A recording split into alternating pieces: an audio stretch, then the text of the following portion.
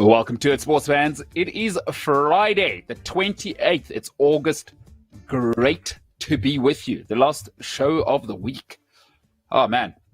And what a week it's been. So much happening in the sports world. I mean, obviously, the boycotts in America, that's halted a few of the playoffs.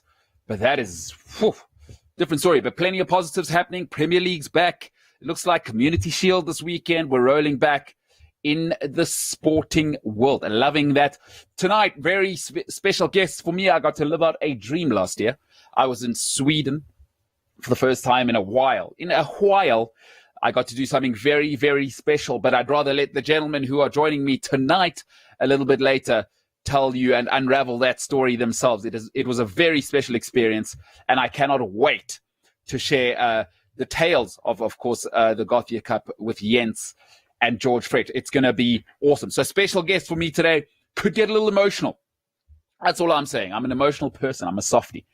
But anyway, we're going to get into it. Hey, it's a Friday. We now know by now that Fridays are the days for Friday 5. I cannot wait to get to it today. Today, we're going to talk about the greatest meltdowns definitely I've ever seen. And my God, if there are any bigger ones than this, then I don't know. I just don't know. So we're going to start off with it because we got the great guests. We want to give them as much time as possible. Welcome to it, a different ball game with me, MKT.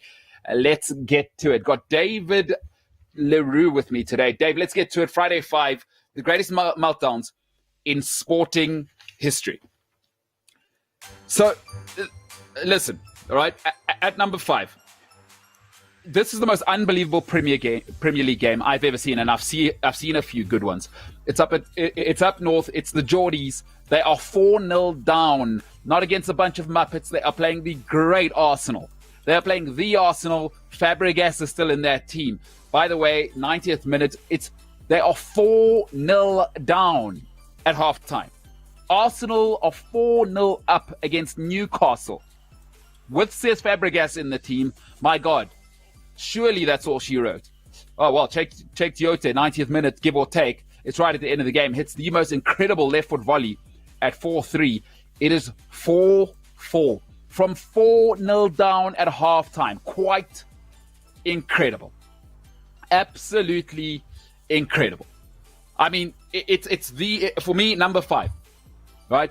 It is that 4-4 game. Just unbelievable. It is the meltdown of the century by the Gunners. They're 4-0 up. Newcastle, Cesc Fabregas running things in the midfield. El Maestro, my God. Check Tiote. Different ideas. Great volley. 4-4 in the end. Number 5 meltdown. At number 4, I mean, this one for me is, it's the greatest meltdown in American sporting history for me.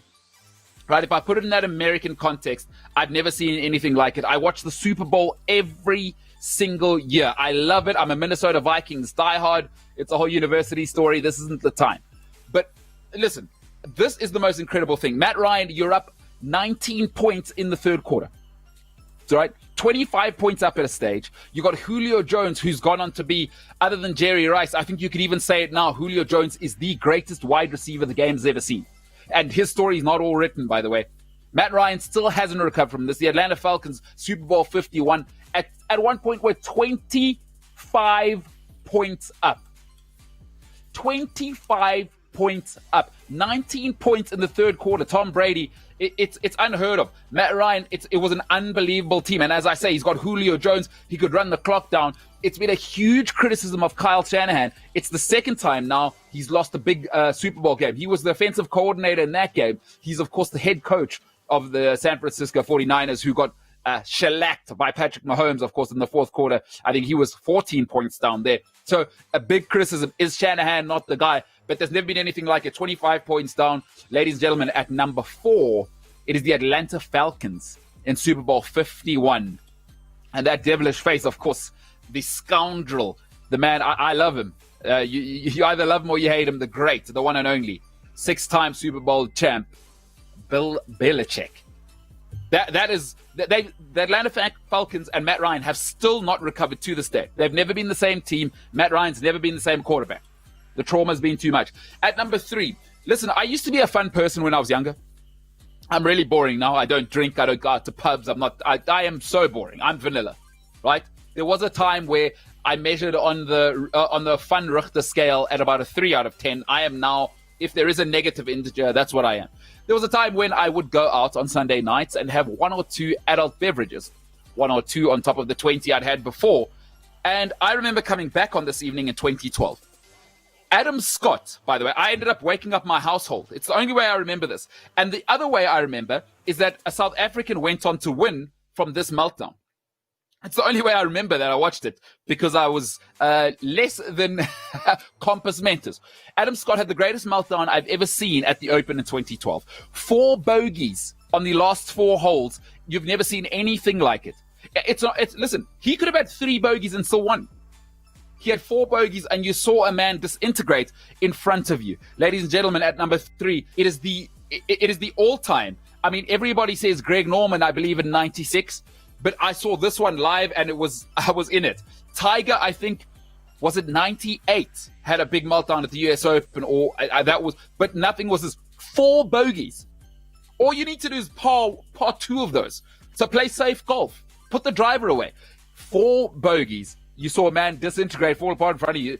Aussie, and he's never been the same. He's never been the same. Aussie, Adam Scott, Open 2012. You can go on YouTube all of these moments, but this one, you got to feel for the guy at number 3. Number 2, the greatest comeback in basketball. Right? I think American football is harder than basketball. The 2 best shooters the game's ever seen. Clay, Steph, and then they had the defensive player of the year, right? A man in Draymond Green who was just bullying. He was the bouncer, right? Every nightclub, what do you need? You need the pretty girls in the club, and they're going to be making sure that the adult entertainment goes on. What do you need to keep them safe? You need the bouncer. You got the flash guys. Steph, they call them the Splash Brothers. Steph, he shoots it from Tuscaloosa, Alabama, all the way across to where they live in the Bay Area. He is insane. People say Dame Lillard, out of sight, out of mind, Steph. Dame Lillard's the logo guy. You stop it. Steph Curry is insane. He's the greatest shooter of all time. He's made it look ridiculous. He's like a 33% shooter from outside the paint. From beyond the 3, far beyond the 3, by the way. He's like a 40% guy from the 3. He shoots it like a free throw, right? Him, Klay Thompson. Klay Thompson's, by the way, lockdown defender, first team defender every single year, right? Always a contender for defender and lockdown defender as well. He's not one of those defenders who's kind of defending the space. Lockdown. Give me your best guy. I'm Klay Thompson, and I'm also going to go the other side, and I'm going to get hot. I'll give you 35 a night, no problem. The second greatest shooter of all time, Draymond Green, one of the greatest defensive players of all time. 3 Hall of Famers, LeBron James. Get the hell out of town, he said. LeBron said, get the hell out of town. How do we know it's the greatest team of all time? 73-9 record. The Bulls, the great Bulls, 72-10. Of course, Michael Jordan, everybody loves him. But this team went 73-9. Basketball is the most brutal schedule, maybe in world sport. These guys are on the road and they play back-to-back. Baseball doesn't play back-to-backs. Right? Baseball's got 162 games in the season, and it's a grind. These guys are back-to-back, coast to coast. It doesn't matter to them, and they're playing. I read a report they burn between 6,000 and 8,000 calories a night. They do that back-to-back. LeBron James, 3-1 down. By the way, best of 7. 3-1 down, no room for error. LeBron James says, put it on my back. I don't want to hear Draymond Green suspended. You still got 2 Hall of Famers and 2 greatest shooters of all time. LeBron James, let me put this thing on my back. And that's all she wrote. He's so good, LeBron James, right? 73-19, greatest of all time. They were 3-1 up. He was 3-1 down. He's so good. Let's go get Kevin Durant. That once you got 4 Hall of Famers and probably the greatest big man to ever play the game in Kevin Durant. Not the greatest player, but certainly he's a freak. Great handles, and he shoots from an 11-foot arc. Unstoppable. They had to go get him to take this man out of town. The greatest meltdown of all time is the 73-9 Warriors that couldn't take down LeBron James when they had their foot on his throat, right, at 3-1 down. That was the meltdown of all time. Draymond went nuts in game 3, got suspended, but I don't want to hear it. He was still there for 6 and 7. So get out of town with that. LeBron James taking down the beast that is the 73-9 Warriors. At number 1, nothing's close to it. Nothing's close to it. It is the most relevant sport. It is probably, arguably, outside of any Premier League derby. I still think the Premier League is the biggest football game, sort of extravaganza in the world, but people can argue this. But the Champions League finals, In 2005 in Istanbul, there was the most unlikely thing you will ever see. Let me just name some of these names. If I tell you you're 3-0 up and you have Dida, Cafu, Nesta, Maldini, Stam, right? You've got, who else would you like? Kaká, Crespo, Ambrosini. What do you think of those names? You're 3-0 up, by the way, with these names. Hernan Crespo's up front. Pippo Inzaghi. Do you like that name? Clarence Seedorf. You like that one? That's just some of the names that are on the field, by the way. You're 3-0 up in a football match. You've gone and lost it in regulation time. 3-0 up. Cafu, Stam, Maldini, Nesta, Dida, Seedorf, Inzaghi, Crespo, Kaká. Real names.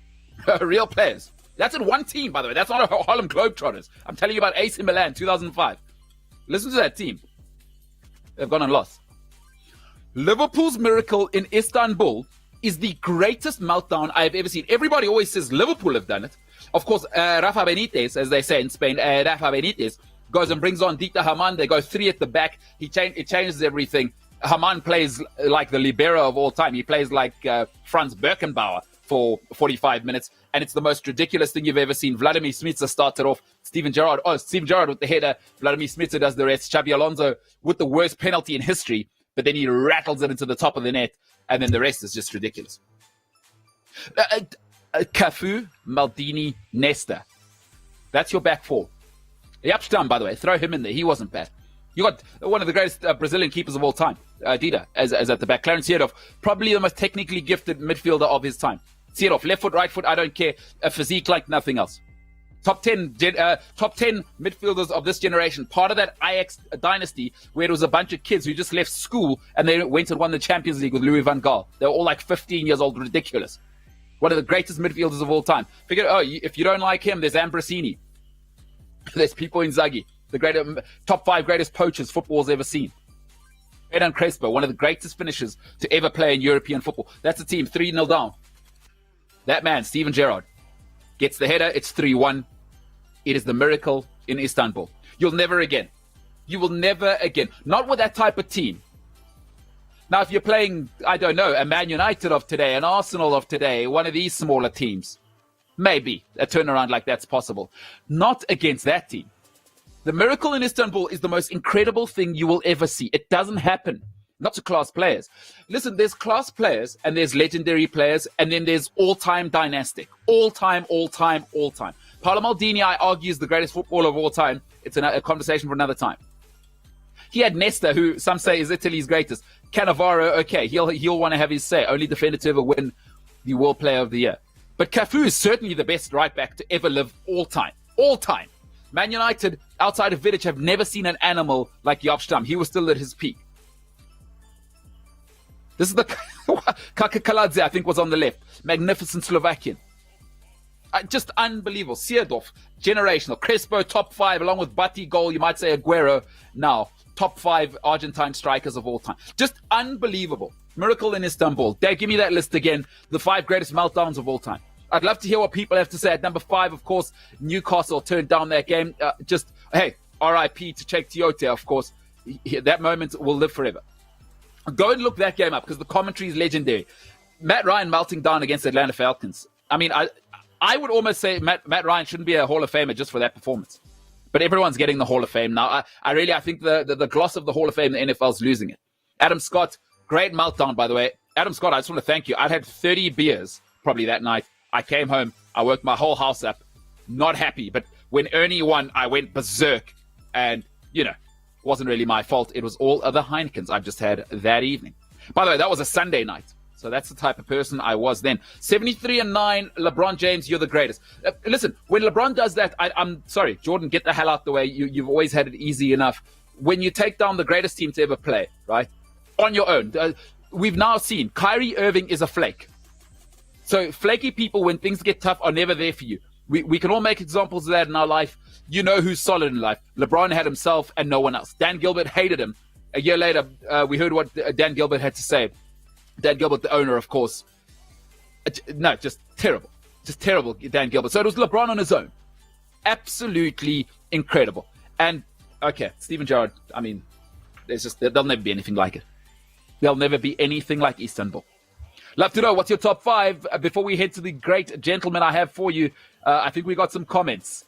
Mohamed Bilal Kanyue says, coming from a United fan, I completely agree with Liverpool's comeback in Istanbul. Mohamed, I hope I'm saying that correctly. Is Mohamed or Muhammad? You know what? In everything you also have to take into account the difficulty of what you're doing, right? If I say to you in a game at 0-0, right, I've got Dida, Cafu, right, Nesta, Maldini, Kaladze, Seedorf, Ambrosini, Pirlo, right, Pipo Inzaghi, Crespo, Kaká. That's who I have. You can have whoever you want at 0-0. So, Muhammad, I couldn't agree with you more. It's mental. Absolutely crazy. And just so, I went to go make tea. I went to go make tea at 3-0. Relax, I can't remember. I'll make some tea. This is done. Absolutely incredible.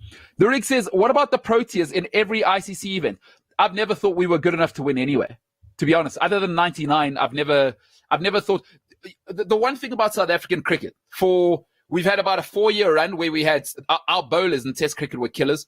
But the one thing about South African mentality across the board was softies. So love or hate the Brits, love or hate the Australians. We've got a Swedish gentleman tonight. My favorite thing about them, love or hate the Americans, is they believe in themselves. They have an ego about who they are.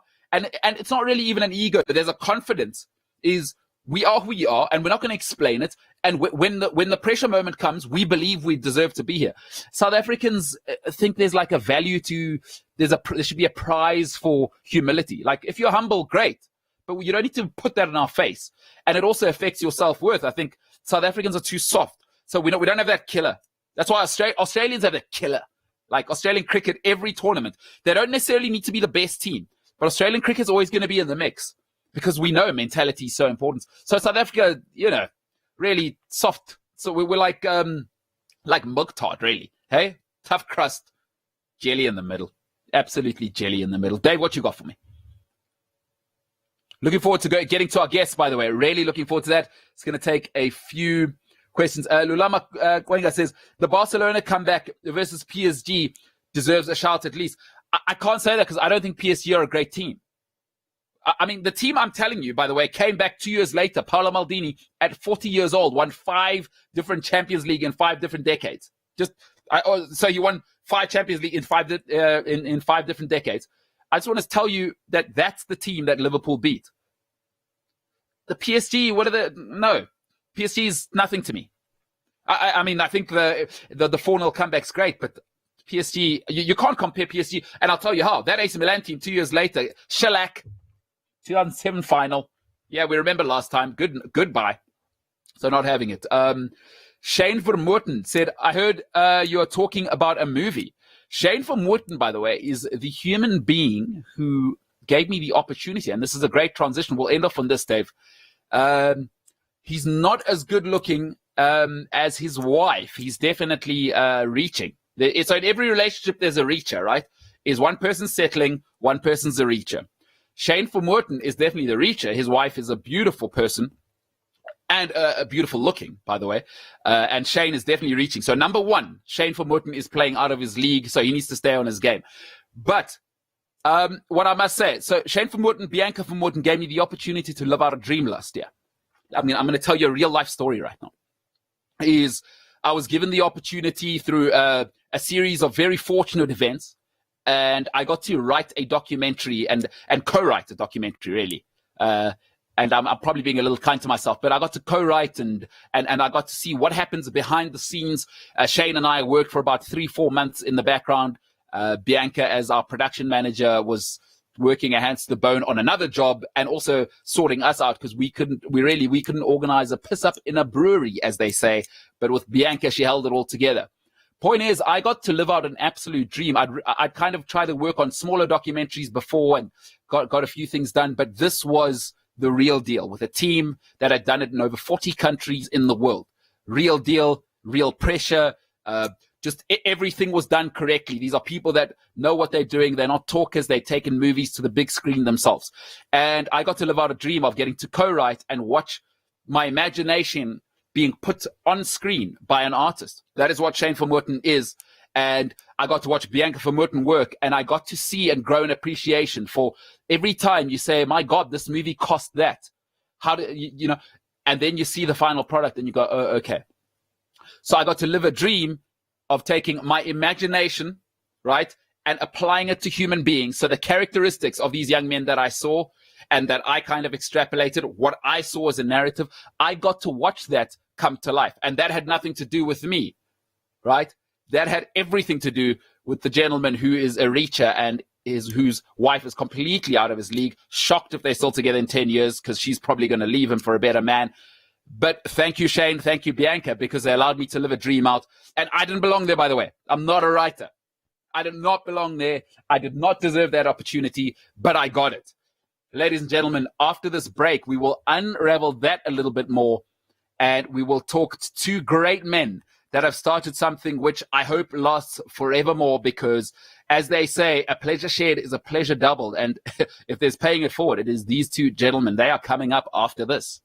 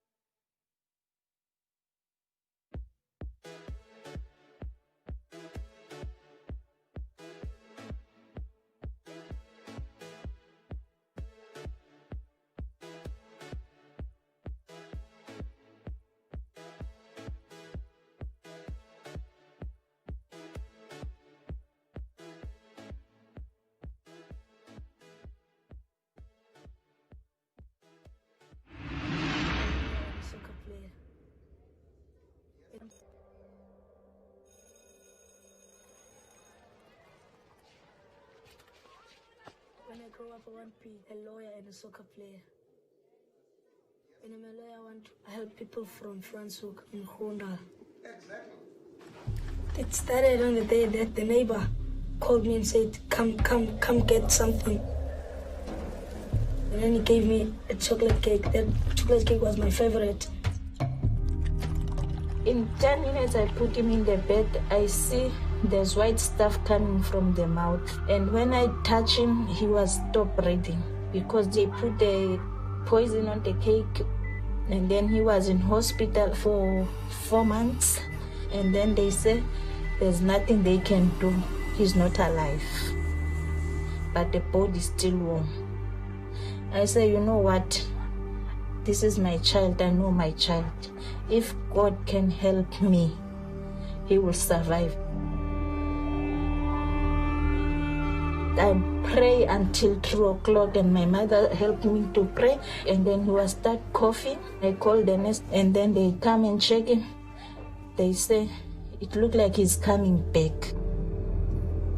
I saved for a purpose because my dream was to make my family being proud of me, and then I can change my family's life. God helped me a lot so that I can still try more to succeed in life and make my dream happen. There you have it, ladies and gentlemen. Good stuff, that.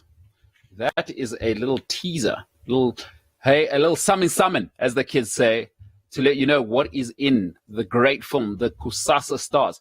So listen, this project is just an unbelievable thing. And the series of events of how I got introduced to the project is wild. A story for another time. But for now, I am joined by the two gentlemen, Jens Littorin and, of course, George Frett, who made this a reality. Gentlemen, how are you? Good to see you. Looking handsome. Good to see you, my brother. Both of you. Thank you very much, Kimberlilla. I'm just fine. Good evening from Sweden. Yeah, good evening. I just want to say, by the way, from England as well. from the UK. All right. Yeah. Hey, I just want to say, Jens has better Wi-Fi at his holiday house than he does at his main house. Jens, let's just start there. I mean, what's the thinking there? It's an interesting tactic. Yeah, really. I didn't know that. But I can't go back now. It's about 1.5 hours drive out there, so there's no way back now.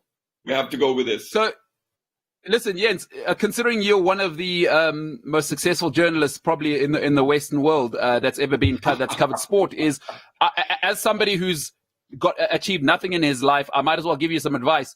Maybe you should have better advice better internet at your main house and have the bad internet at your holiday house. Just a suggestion. I mean, you know, maybe something to think about going forward. You know, with the corona, I stay at the holiday house most of the time. I'm working from home. You see, this is why you're the good journalist and I'm just a small time guy, because I didn't ask the right questions as to what's happening. So fair enough. All right. I shouldn't have doubted you, Jens. Welcome. Gentlemen, thank you so much. It is an absolute honor to have you guys here. And, you know, more than really speaking, I think, about the Gothia Cup, which is where we all met. I think we'll get to that. I really want to get I want to introduce people to who you are, because obviously, and what I've always loved, what I loved about meeting you guys straight away was something that I noticed is that it was never about you. And I want to tell you, as being myself, who I am, growing up, I've always been a me person. And it was such a great sort of teaching moment for me as well to see you guys with whoever you were, not necessarily just our guys, wherever you were. Is I could see you were revered when you got there, but it was always about everybody else. Is it sport that's taught you guys like this? Were you both raised like this?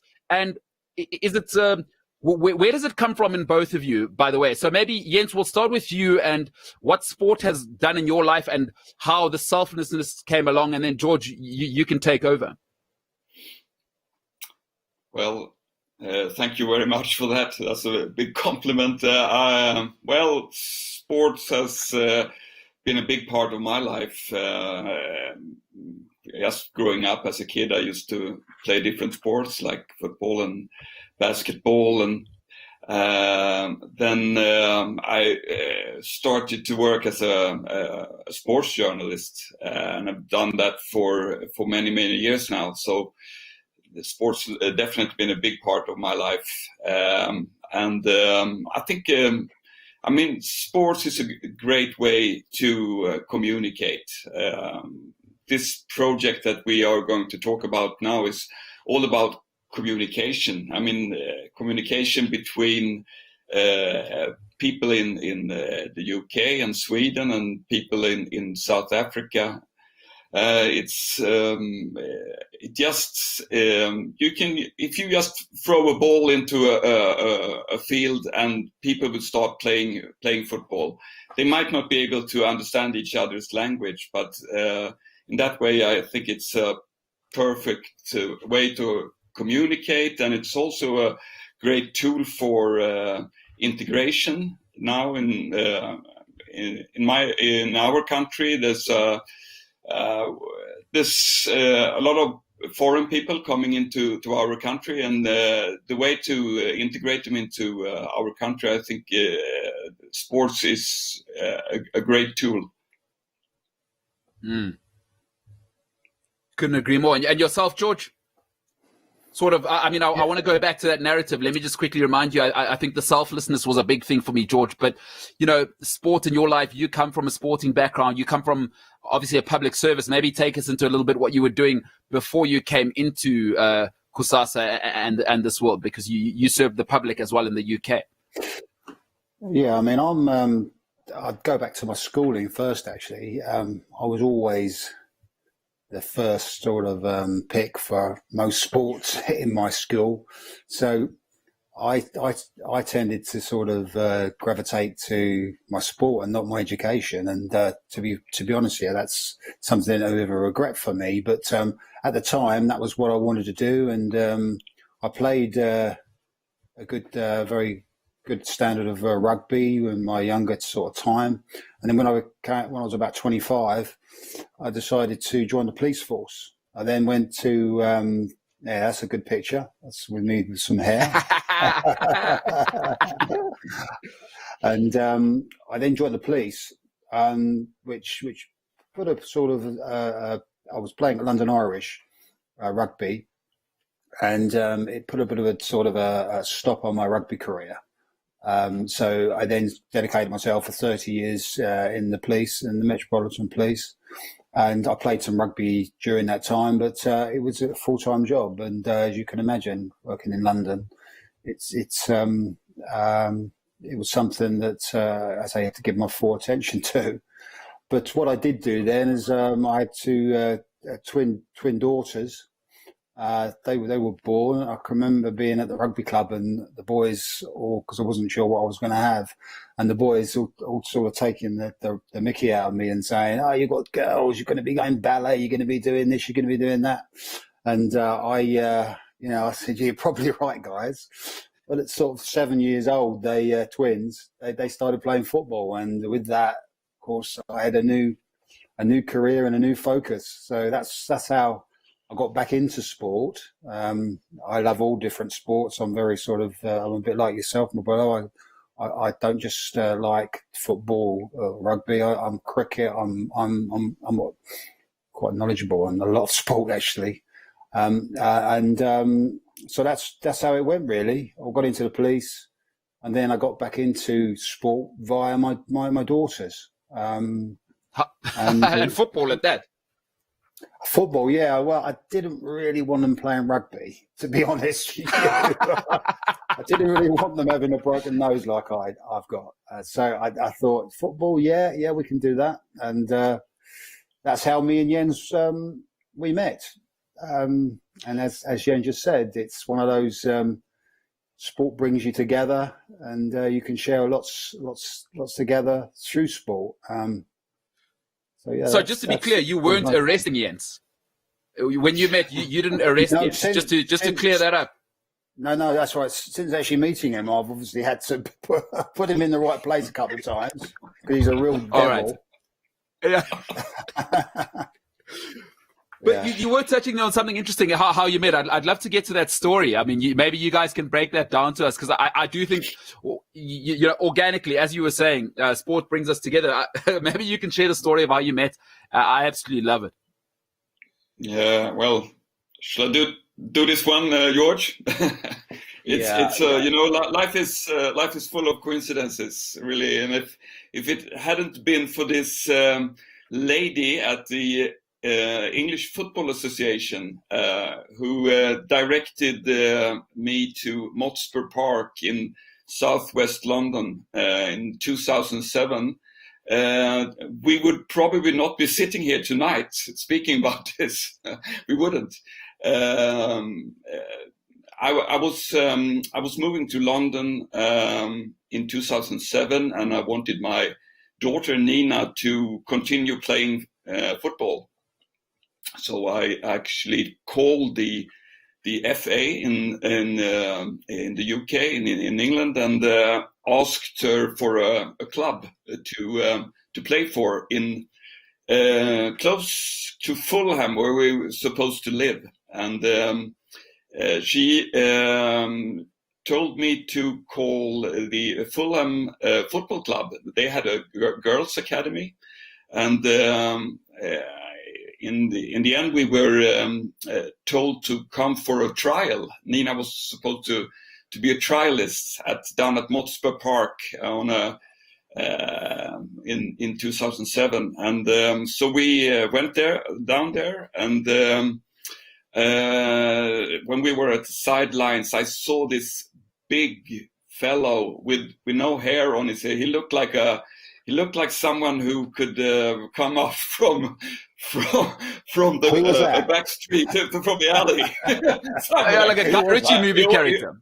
He almost frightened. I was almost frightened. But then he had his lovely wife on his side and his two lovely twin daughters.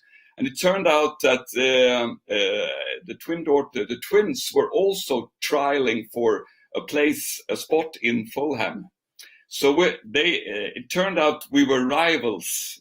Our daughters were rivals because there weren't that many spots actually on the team, and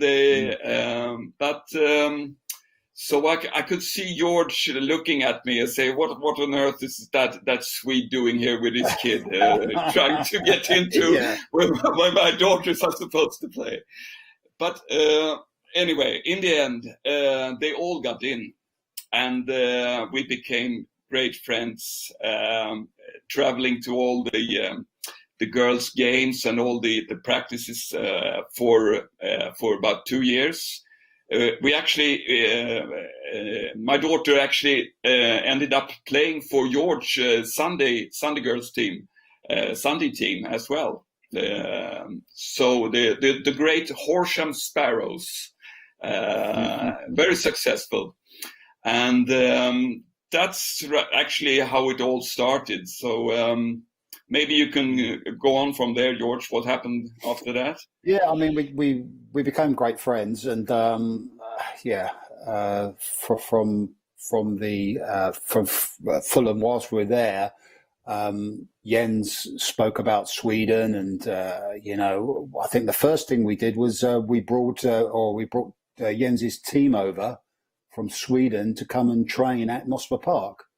And if anybody doesn't know, this is where Fulham, where their first team, the men's team, actually trained. So it was an amazing for these girls to come from Sweden and train on the hallowed turf of Fulham. And at the time, Mark Hughes was the manager. And we used to go to Craven Cottage. We used to see all the players. We used the same physios, etc. So it was a big thing. So when these guys came over, and there's another guy that's not been mentioned yet, Magnus Lund. Magnus Tell, who's part of our group.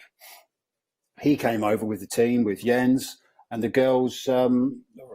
We got together with. These girls, and they must have been 12, maybe 13. And then on the flip side of that, we then went to Sweden with this team, just my twins, and I came along with the team, and we then went to the island of what was the island called, Jens? Gotland. Gotland. On the other side of the country, Gotland, actually. So just before you move on there, George, by the way, Magnus is a man we'll have on because he's a firecracker. Like he's not a guy you could have with multiple guests. I will definitely get Magnus on because the world needs to meet that man. I absolutely love him. He is an electrification machine. And Magnus, I hope you're watching because we have not forgotten about you. I will certainly have Magnus on because we have plenty more to talk about. Apologies, over to you. Oh, he's a firecracker. And I love him. Not only is he important, I love him. Like every good team, you need the different types of people. And I think that's what we complement each other. So then we went to Sweden, played in the tournament. And then when I was there, I'm saying, this is fantastic. These Swedes are amazing. You know, they organise their way, they do stuff. And as a result of that, we then the next year, we took the Fulham under 16s and under 14s to Gotland. And that was the start of it all because we were, the three of us, organising firstly that tour, and then we then took Millwall because my girls then went to Millwall. We brought Millwall then over to Gothia. So that's jumping a little bit, but that's how our relationship has grown, and we've introduced so many girls as it was because we had daughters. To Gothia, in fact, and that's how we then thought, we can maybe do more than just what we've done. And then the next chapter was obviously to bring the boys over. So, for those who don't know, by the way, Millwall. When I was living there was, so that was 2004, 2005, 2006. So, George, were you sending your girls to learn to fight? Because that Millwall area is no place. Nobody likes us. We don't care. That's exactly what they say. And there was one place that I mean, there were two places I hated playing when I was at an academy. Millwall was one of those. West Brom was the other. So, wow, really? brave as a dad to send both of your daughters to Millwall. And of course, having been a policeman, I'm pretty sure most people in Millwall knew who you were. With all due respect. Yeah, I made sure I had a hat on and some glasses. I'm sure. I remember that guy from 20 years ago. Yeah, I know that face. And I'll tell you a story about that. We actually, George and I went to an FA Cup game with Millwall. I can't remember who they played, but anyway, we went into a hospitality area before the game, and were offered a beer. And I thought George was hiding in some way. He was sort of trying to get away and hide. And afterwards, he explained why. I think you understand. You joke about it. It was a real problem for me. Listen. Because I've played lots of. Absolutely. And you spent 30 years in the old Bobby, as they call it up there, and I know that area. And Millwall, if you ever go on a holiday, circle that area and circumvent if you want to enjoy your holiday. Millwall, I respect you, and I love the local lads, but hairy times there. And the police not loved in that area. But anyway, let's move on to something a little more positive. Just on that note, actually, it was great for me because I went there and they did know who I was within then. But I because of sport, and I was able to build that bridge really, and sort of and said, guys, I've got this idea of taking the kids to Gothia. And I'm sure people must have thought, really, but we did it. And again, as I say, it was good for police relations probably in that area. I came up with the goods. Because a lot of people a lot of people talk about what they're going to do. It's actually physically doing that. And that's always been a big thing for me is, you don't talk, you do. You judge someone by that. Well said. Well said. We are not our words, we are our actions. I could not agree with that more, George. And I think, I'd probably want to move it on from there because, but you brought up something great, actually. Let's start here. I was going to save it for the end, but I think it's come up out front. One thing that was for me, so I mean, I live in South Africa, and for women's football here, quite frankly, is non-existent. We say we're doing it, but we're not doing it at all. You're welcome to disagree with me through your experience, but my experience as somebody who loves it. When I went to when I was at the Gothia Cup last year, I was blown away, not surprised, not shocked. I went to the final because the ladies' final was just before the men's final of the under 18, which is the big boy tournament there, obviously the premium game. I was absolutely blown away at, number one, the standard, but also how seriously they take it. Here it's like the girls' stuff is not, it's the curtain raiser-ish kind of stuff, and it's that we almost have to tick a box. But there, I mean, I'm hearing coaches yelling, and the intensity, it's feverish. It's as academy as you like, and having been away from the European environment, especially in a sporting sense for a while, it was absolutely shocking for me. So I'd love to hear from both of you. What is the state of the women's game there, Jens? I mean, it's clearly taken seriously in Sweden. And George, in Britain, what's it like? We've just seen Arsenal get knocked out in the semi-final of the Champions League, but the Women's Super League, of course, doing incredible things in the Premier League. So Jens, the state of women's football in Sweden, and then George, the state of women's football in the UK. And both of you, do you think your governments are doing enough to develop that part of the game? And moving forward, I'll start with you, Jens. I think I might not be wrong saying that women's football all started in Sweden. At least women started to playing in a league in the 60s already in this country. And for a long time, it's been, it's been developing incredibly. In the 80s and 90s, women's national team was very successful, and the Swedish league has become. Most players from all over the world came to Sweden to play in our league, and I mean it's not a big country, but that tells you that the standard was really high, and it's still I would say it's a very equal game, equal sport in this country. I used to. It's a bit. If you look at the Swedish national television, their sports show, in the last couple of years, their top news would be women's football instead of the men's league.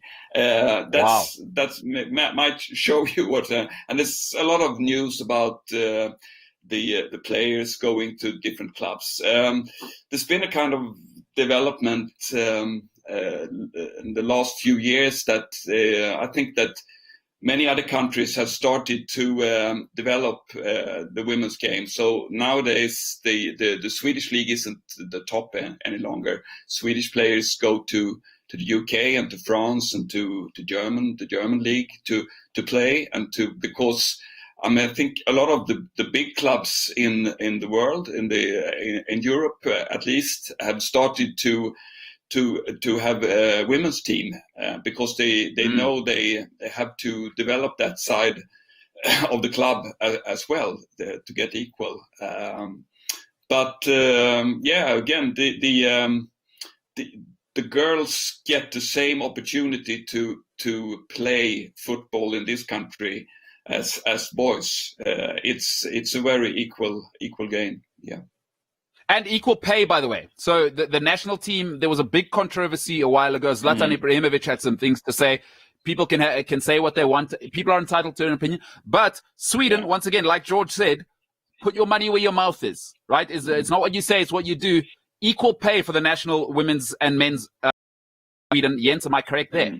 Yeah. No, also in Denmark, there was actually the Danish women's side went on strike. They were supposed to play Sweden in a game, and there was a walkover. It was a big story there. But then again, and the Swedish ladies also negotiated to have a pay rise.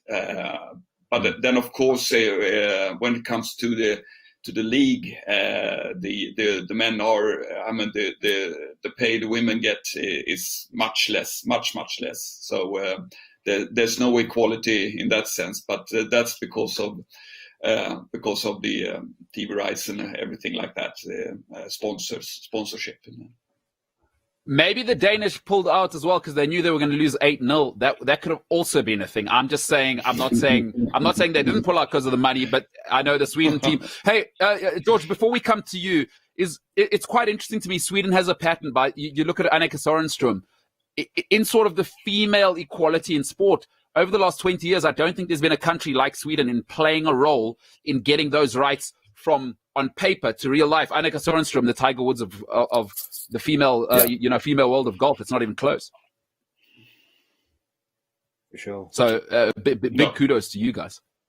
Yeah. No, that's probably true. It's all a matter of getting the same chance when you're a kid. I think. I mean, if you have the possibility to practice and anyone can get good at something. So I think that's the key.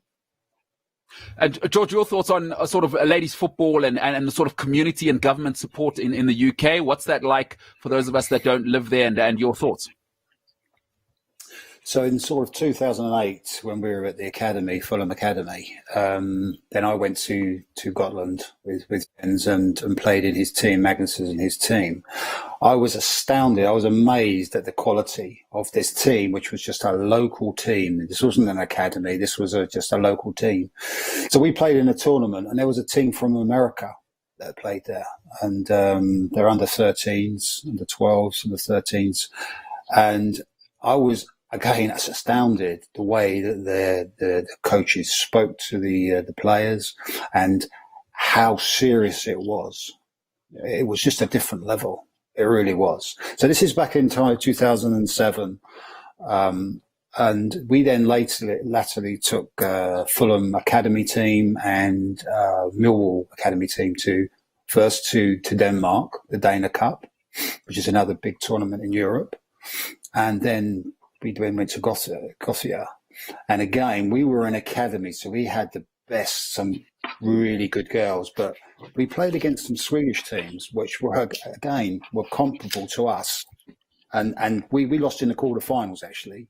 But I've always been amazed, and it's always been, for me, it's hats off to the Swedes, the way they were dealing, like you quite rightly said, they were dealing with boys and girls at the same level, for sure.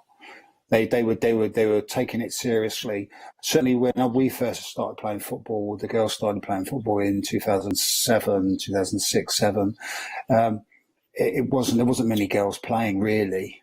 I mean, my two played in a boys' team, and then eventually they had to stop because of their age. Then that's when we went to the academy. But with the girls in Sweden, it was a different level, for sure. Now we're talking sort of 10, 12 years on. The Ladies Premier League is one of the best in the world. I mean, you've got America, you've got the Germans, the Swedes. I mean, when I first met Jens, the best player in the world, best woman player in the world was a Brazilian lady. What was her name, Jens? Marta. Marta was playing in Sweden. So that just shows you that was the best league in the world at that point. I think now there's been a big push over in the UK for the girls' game, and my team is Manchester United, and probably sorry to hear 10 years ago. Yeah, sorry to hear. Yeah. 10 years ago, they actually stopped the ladies' team. They stopped it. And then only the last 2 years have they reintroduced it to so most teams now, Chelsea, Manchester City, Everton, Liverpool, they've all got a ladies section. I mean, really, it's good money for these teams. You know, it's all inclusive, etc. And I think it's good to have. There's no reason why boys and girls should be dealt with any differently at all. And that's something you did say about South Africa, and I've noticed that. You know, I've now got a girls team together to take them to Gothia, and I've said to the coaches, we've got to be really, really strong and ready for this, because you'll be astounded at the quality of the girls' game. So it's been a big ask to try and get them ready. And this year we were going to take them, and because of COVID we didn't. It's probably done us a favour, because we'll take them again next year, and there'll be another year playing with the boys, strengthening them, getting them ready, because it will be tough for them. You know, it's not about winning. It's actually taking part, but really, when the whistle starts, it's about winning. You know what I mean? We don't want to go on that pitch and be embarrassed, and it won't do the kids any good anyway. So you need to be competitive. So yeah, it'd be good to see South Africa doing the same sort of things as we've done, certainly in the UK, because things have definitely changed in the last 10 years. Now that and is that from government support or is it from the top? Yeah. I think it's from government. So there is, because yeah, we know in Sweden it's strong. Always been, okay. Well, and I think with South Africa, interesting to hear. And I think with South Africa, my brother, I think the problem with South Africa, it's such a big country. It's the cost of getting these kids together, getting academies together. I mean, a lot of the girls that play in the South African team are all from Joburg. There's not many from the Western Cape. I mean, I looked into all of this, and you know, majority of the guys in the football team are black. So, you know, it's like it's getting the transport sorted, and it's a lot of money if you need to travel with the size of South Africa. So I think it'd be nice if they can But I look at it now and I could see England maybe 15 years ago, the way South Africa is now with the girls. Yeah. It's not really, they don't really look at it as a sport for girls. 100%. Not really. Whereas in Sweden, it's the number one sport, as in the US. In the US, no, listen, it's the best. These ladies are for real. In the world. Yeah, they're better than the men. You know, they certainly are. Yeah, and Germany as well. Hey, those Swedish ladies are for real. Under 18 girls final was for real. That looked like, you know, for me, I even watch football with I have no commentary on when I watch football, right? I'm always looking for the tactical stuff because that's what I love in football. Okay, the score is what it is. Of course, we want to win. The shape, everything. And they had this brilliant centre back of the team that won. They had a pink kit. I can't remember them, but the centre back, it was like watching John Terry conducting her defense and everything that was just like a pro shape, pro passing. And you look, you know, you look in football, you can always tell a good footballer, number one, for those at home who want to get into coaching is how does a footballer receive the ball? Number one, that's the most important thing. If you can't receive a football and technically be ready to make the next play, you're out, right? These girls receive a football like Lionel Messi, even though, of course, the micro movements aren't there, but the quality of technique was just absolutely mind-blowing. And great to hear on both sides that there's support. I just want to throw in there, George, you left something out. Chelsea's ladies won the league again, by the way. I noticed you just skipped that over. Just... I thought, like, I'm not going to let you get away with that. I'm just trying to think to get you back on that, but I'll have a think about it. The other thing, when you're talking about the development and how they've taken it seriously, Phil Neville, ex-Man United player, has been the ladies' coach for the last 2 years. So you've then got a professional player that's gone in and teaching the girls. So it's a big thing now in the UK. Big thing. And great to see a female coach will be taking over from Phil. Of course, his tenure comes to an end very soon. The Lionesses have replaced, and she's an absolute legend of the game. I forget her name, but she is well respected throughout the game, not just in the women's game. So great to see. Gentlemen, speaking of opportunities and creating that, I think it's the correct time for us to move on for the reason we're all here is, let me start off by saying the Kusasa Stars, when we got to meet them, George, we met through a guy who was the goalkeeper of South Africa, a guy called Sean Roberts. And it really, our introduction to you, and particularly Shane, wasn't deliberate. It was, I had a coffee with, and I'm not sure if you heard the side of the story.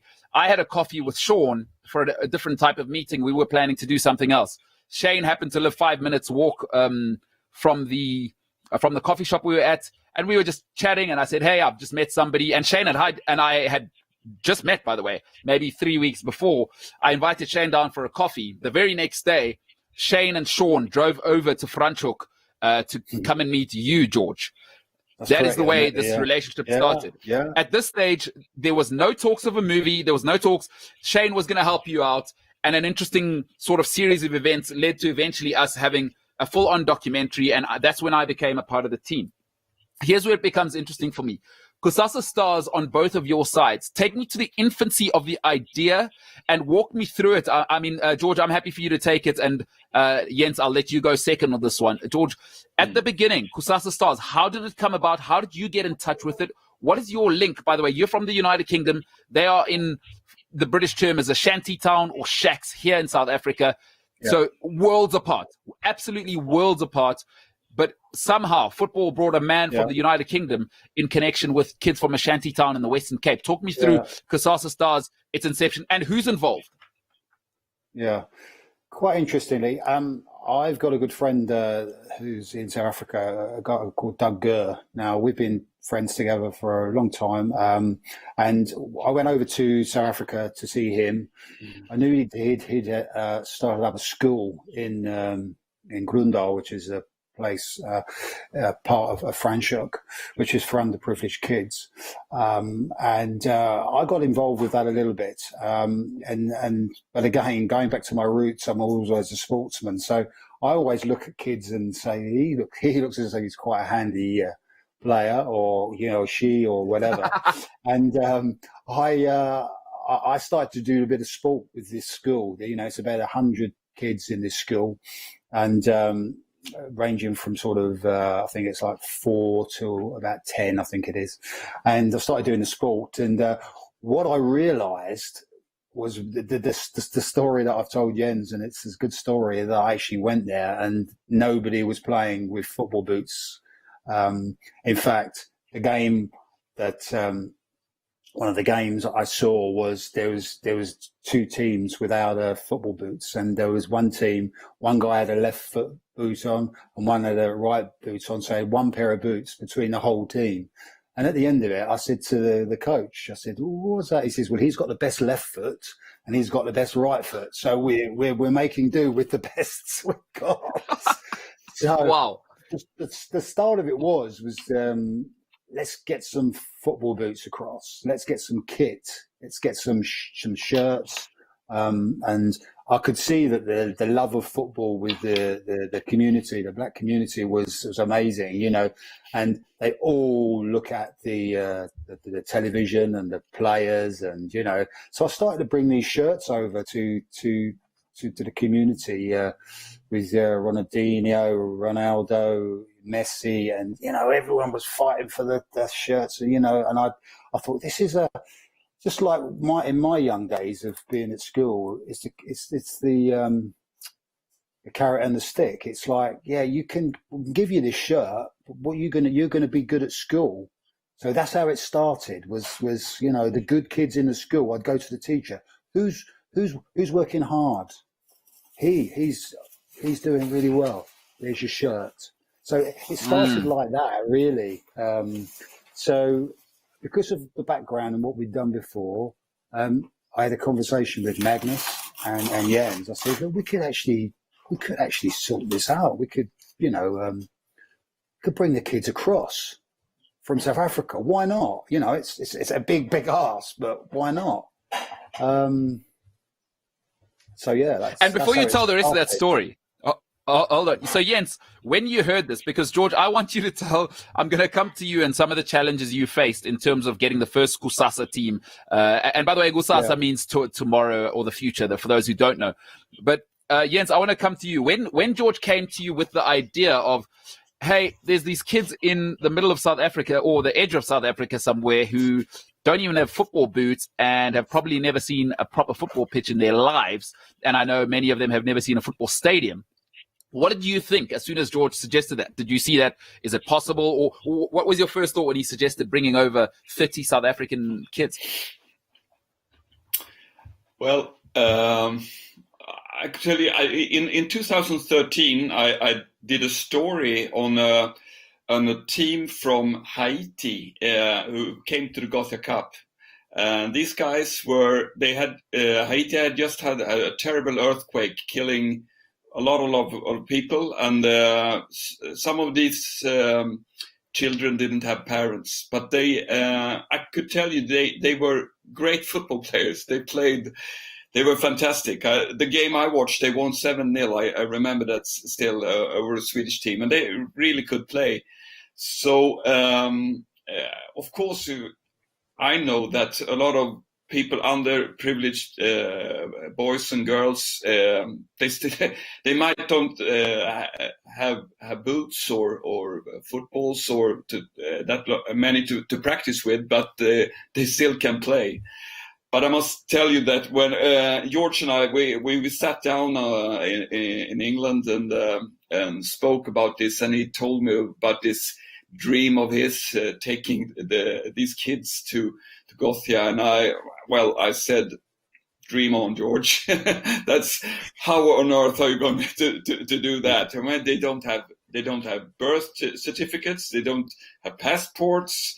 How are we going to get them out from South Africa and bring them to Sweden? I mean, money-wise, that could probably be solved, but all the administration. But I have to tell you, this man has he made wonders. That was just incredible. All the work he put into this whole thing. It was amazing, and he pulled it off.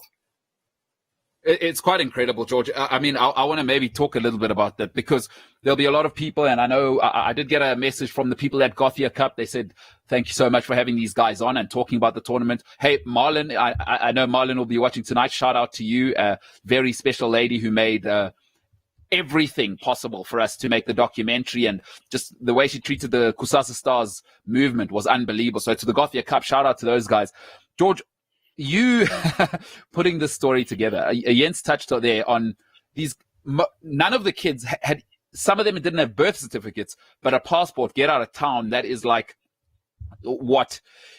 So talk to me about one or two challenges you're facing. Tell me one or two stories because I've heard them, but it's almost surreal having grown up in the bubble I grew up in, where your mom just pops over to what we call home affairs and gets you your passport or ID. Just give me one of the stories so people can understand the magnitude of the challenge, and then we must amplify this by maybe 30. This happened to you 30 times. I mean, your biggest challenge in just getting guys legally registered in the South African system. Well, this year would have been the third year, and I think we totaled it up. This would be 75 different kids would have gone in 3 years. So, yeah, absolutely none of them have had passports. Some would have birth certificates, but not unabridged birth certificates, which is a full birth certificate, effectively.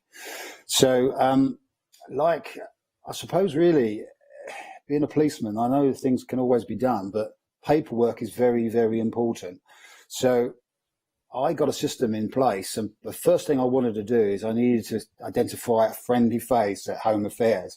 As people told me of the disasters of going there at 6 o'clock in the morning, queuing for three hours, and then being turned away because you didn't have the right paperwork. So getting somebody inside the Home Affairs was very, very important. And it was a lady that was a friend of one of the dads from the football team.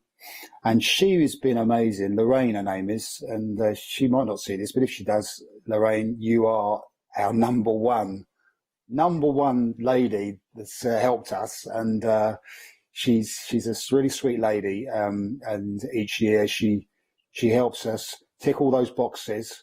And and luckily I don't have to queue. So I go there with my Kusasa shirt on, and I jump the queue every time. And take the kids out of school, obviously, all in there, using all my sort of my police sort of training, making sure all kids are in uniform, get them in. Come on, guys, we need to get them out because they need to get to school. Well, that's one thing, but I don't really want to be in here for 3 hours. I want to be in and out within an hour. So 5 kids at a time.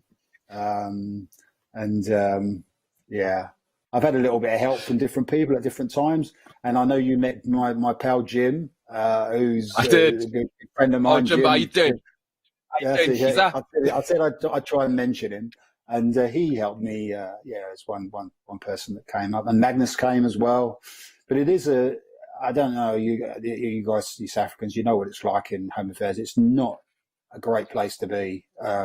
Brutal. So yeah.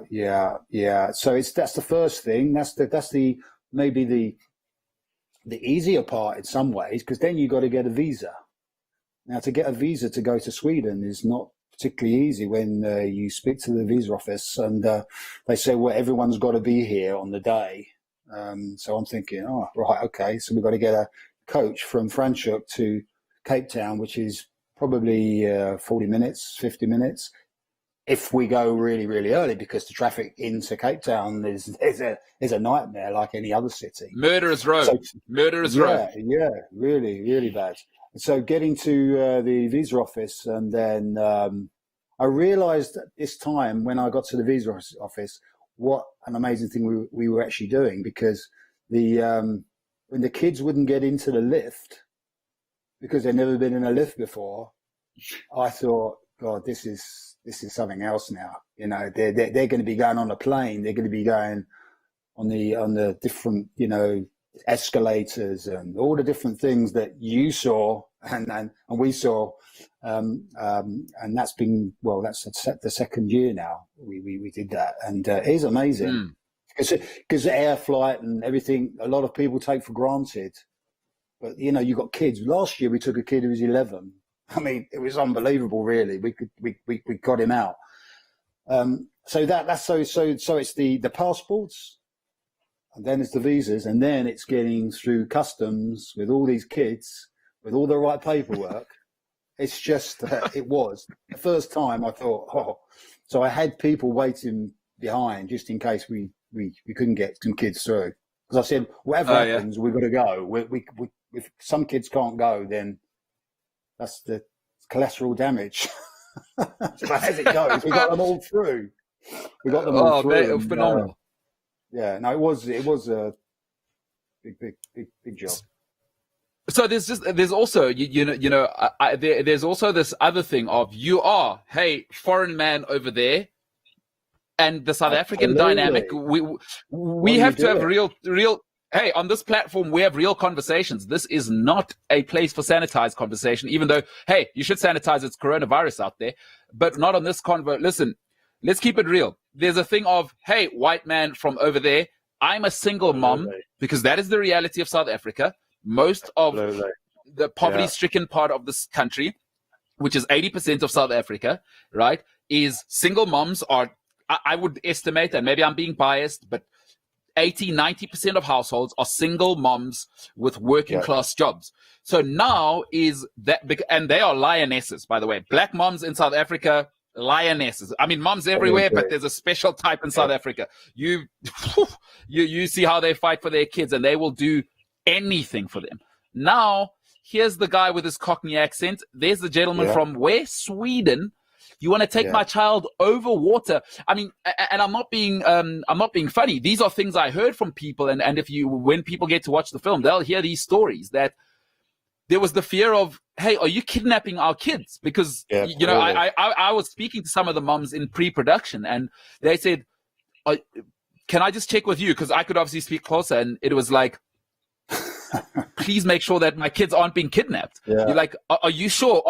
Like, why would my kids? And some of the moms said, why would my kids be going to Sweden to play football? Because the reality, once again, for 80% of South Africa, 90% of South Africa, good things aren't meant to happen to them, in their opinion. All they've ever known is small lives. And now a child's game is going to take my child to a place I can't even point out on a map. And that's not to denigrate the women. They work their backsides off. But to them, that fear was so real. And George, that was one of my favorite parts was you didn't just, you guys, you, Magnus, you didn't just come in and say, hey, we're here to do this. We're taking your kids. I got a sense that you had to get the trust of the families as well, because human trafficking is real. And, this is all they have. I'd love to hear your takes on it. No, but when you were involved, it's the second year, so you can imagine the first year when this has never never happened before. So the second year, there were some kids that went the previous year, so the kids came back. So that was a blessing, really, that at least the parents could talk to other parents. But the first year, we went to a meeting, me and Magnus, and we said we were going to do this, and people were just looking at us dumbly. And then one of the mums said, why are you doing this? She was really quiet. Why are you doing this? And we said, because we can. And that was our answer. We weren't trying to be, we can do this and we'd like to do it for you. That was it was a really, amazing meeting, that, because they just were looking at us thinking, this is just a fairy story. And going back to what you say and what you do, so many people, and I have got that when I'm in South Africa. It's not just South Africa, but obviously England as well. A lot of people chat about what they're going to do and what they're not, and these people get let down a lot, maybe. They get let down a lot. And that's one of the things Doug Gurr, my good friend, said to me. He said, George, they get let down so much that, if you say something, they'll hold you to, they'll listen to every word you say. So that was a big thing, that meeting. Why are you doing this? Because we can. We were really cool about it, and because we can. We just going to get a bit of some money together, and so it's incredible. It's an incredible story because in the spectrum of real life, it shouldn't happen. A man from the UK, Sweden, to them, good things don't happen to poor people. I would imagine. I know most of my family is poor, and I know what the mentality is. So it's a phenomenal thing to what you were saying at the beginning. Is sport really? It transcends class. Economy, all of the, and in this case, a racial divide, which is very real in our country.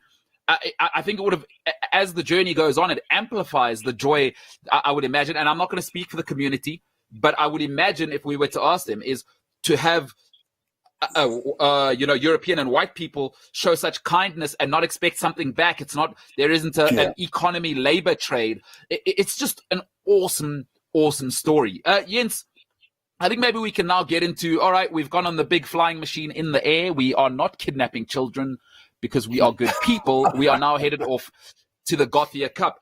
And Jens, I just want to intro to the Gothia Cup. And let's maybe, some people may not know what it is because, back in the day, we had something called the Durant Cup. And some of us may have known about that, but it's evolved and it's the Gothia Cup. Tell us what it is and what makes it so special. And I'd imagine Sweden is quite rightly very proud of it. Yes, I hope we are. Gothia Cup is actually the World Youth Cup. It's acknowledged as that from FIFA.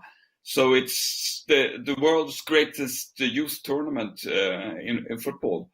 And it started already in 1975. That's a long time ago.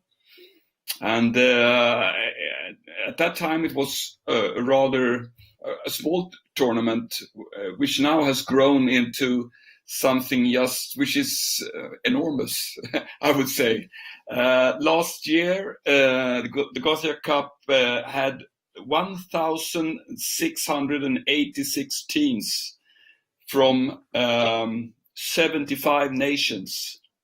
75. There's been I got this from the website. There's been about 150 countries represented during those years. So last year there were 36,000 participants, boys and girls, playing. I think it was 4,000 games in a week's time. In Gothenburg and all around Gothenburg. Actually, the tournament has grown so big now, so it has had to expand to smaller cities around Gothenburg, outside Gothenburg, and one of them is Alingsås, which is the town where we took the Kusasa Stars to, and. I can also tell you that last year all the participants ate 255,000 meatballs during the week. That maybe tells you what the biggest favorite were when it comes to food. What that is, Swedish meatballs. Anyway, but this tournament has grown and seen some of the world's best players participate in it. The great Alan Shearer used to play for I can't remember which team it was, but also the Italian Andrea Pirlo has been here. Xabi Alonso, Emmanuel Adebayor. There's been loads of them. I've come here as youth players and experienced this fantastic tournament, and it's run by a local club, top team called BK Häcken, which is a Gothenburg club, plays in the top league of Sweden. One of the best teams, and they sort of organize this, and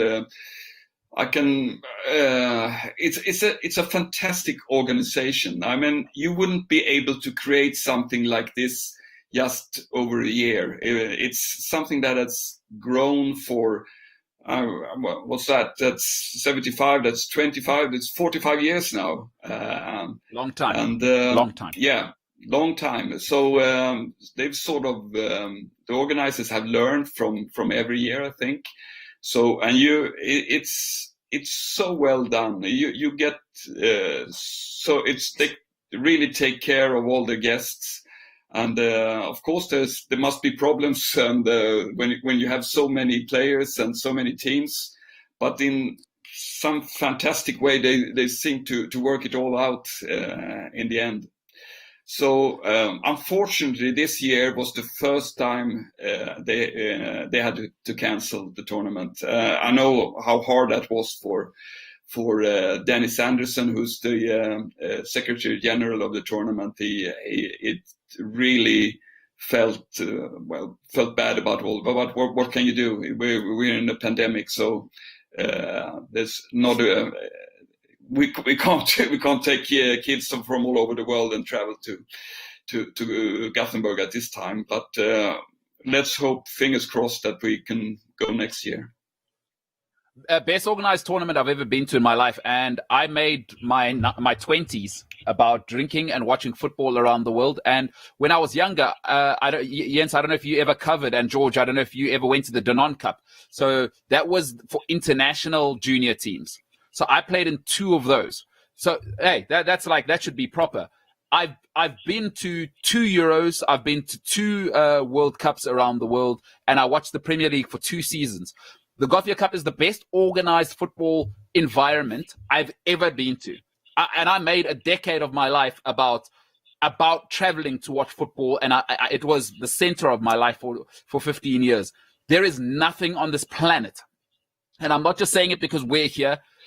It was unbelievable. It was unbelievable, considering the number of people, what they have to deal with.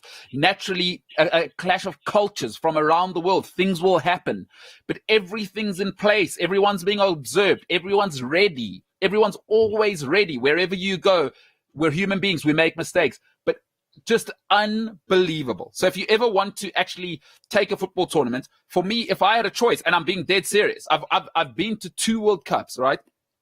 2 Euros as well. I said 1 maybe, but I've been to 2 Euros, 2 World Cups. If you ever want to take a football holiday, go to the Gothia Cup as a spectator. Go there for the experience. Even if you're not involved, it is an unbelievable holiday because it becomes a football festival. Once the football stops, the restaurants are buzzing till 8, 9, 10 at night, so you can get involved. I mean, and if there's more friendly people in the world than Swedish people, I'm yet to meet them. So consider it as a holiday. I would go, and in fact, like you said, George, you've actually said, you've put it on my mind now, is I'm going to stop talking about it. I will take a holiday just to go and watch the Gothia Cup in the future. An absolutely thrilling experience. Sorry there, Jens, wanted to just get into that. And so to both of you, and George, we'll start with you, is we obviously get to the tournament, and I'd rather go over the performance. I'd rather quickly go over the performance because it's covered in the film. You saw the clip, and the film will be out soon. You know, performance, it's tough. Academies, for those of us who have played sport from when we're young, is the academies are real. You're talking about some of the top academies in the world, as Jens was saying, from 4, 5, 6. You know, the Ajax Academy has a special term called the golden years. You got to be training your child at 4 like you train them like they're playing for the Ajax first team. So the Ajax golden years, these academies are proper A-level coaching from the age of 4, 5, 6. Our boys went there with a decided disadvantage, but my God, they took a South African mentality. And if there's one thing about South Africans, we're going to bring that juice, that flavor in our very own way. George, I'd like to hear the first time you took our boys over, because you're British, and I mean, there is a way of, and you are a policeman. If you meet George, very, very kind man, but there is a sort of, this guy's a serious person. He's a policeman. I really couldn't think of a better profession for George to have been in for his character type. I don't know which came first, your personality or your job, George, but George is like a serious guy, right? Is when you meet him. So George, it would be interesting for me to hear, and then Jens, from your side, when you saw how our boys were received the first time you ever saw them being received. But George, from your side, because you're a serious dude, and I know you're a soft guy, you do have a sense of humor, but when you saw how our boys, obviously in Britain, the chanting's more in the crowd, right? And the lads get involved. I'd say British footballers are more laddish in a different way. But our guys have a slightly different way of doing it. George, to you, the first time you experienced football flavor in South Africa, was it a shock to you? And then how was it when you got received that side? And then Jens, you can just take your reaction to the first time you saw Kusasa and how they've been received in Sweden, both in Roro and then of course on in the tournament. And what they bring, Jens, you can touch on that. Yeah. So I'd seen the boys obviously play in South Africa, but I've also been to a couple of games as well. So I realise it's a little bit different, and because rugby's quite big it's very big in South Africa as well. We beat England in the World Cup final twice. Yeah, that's right. Yeah. Yeah, no big deal. No big deal. Yeah. It is quite big then. The chanting and the singing, and that always was part of rugby, certainly in the UK. But certainly not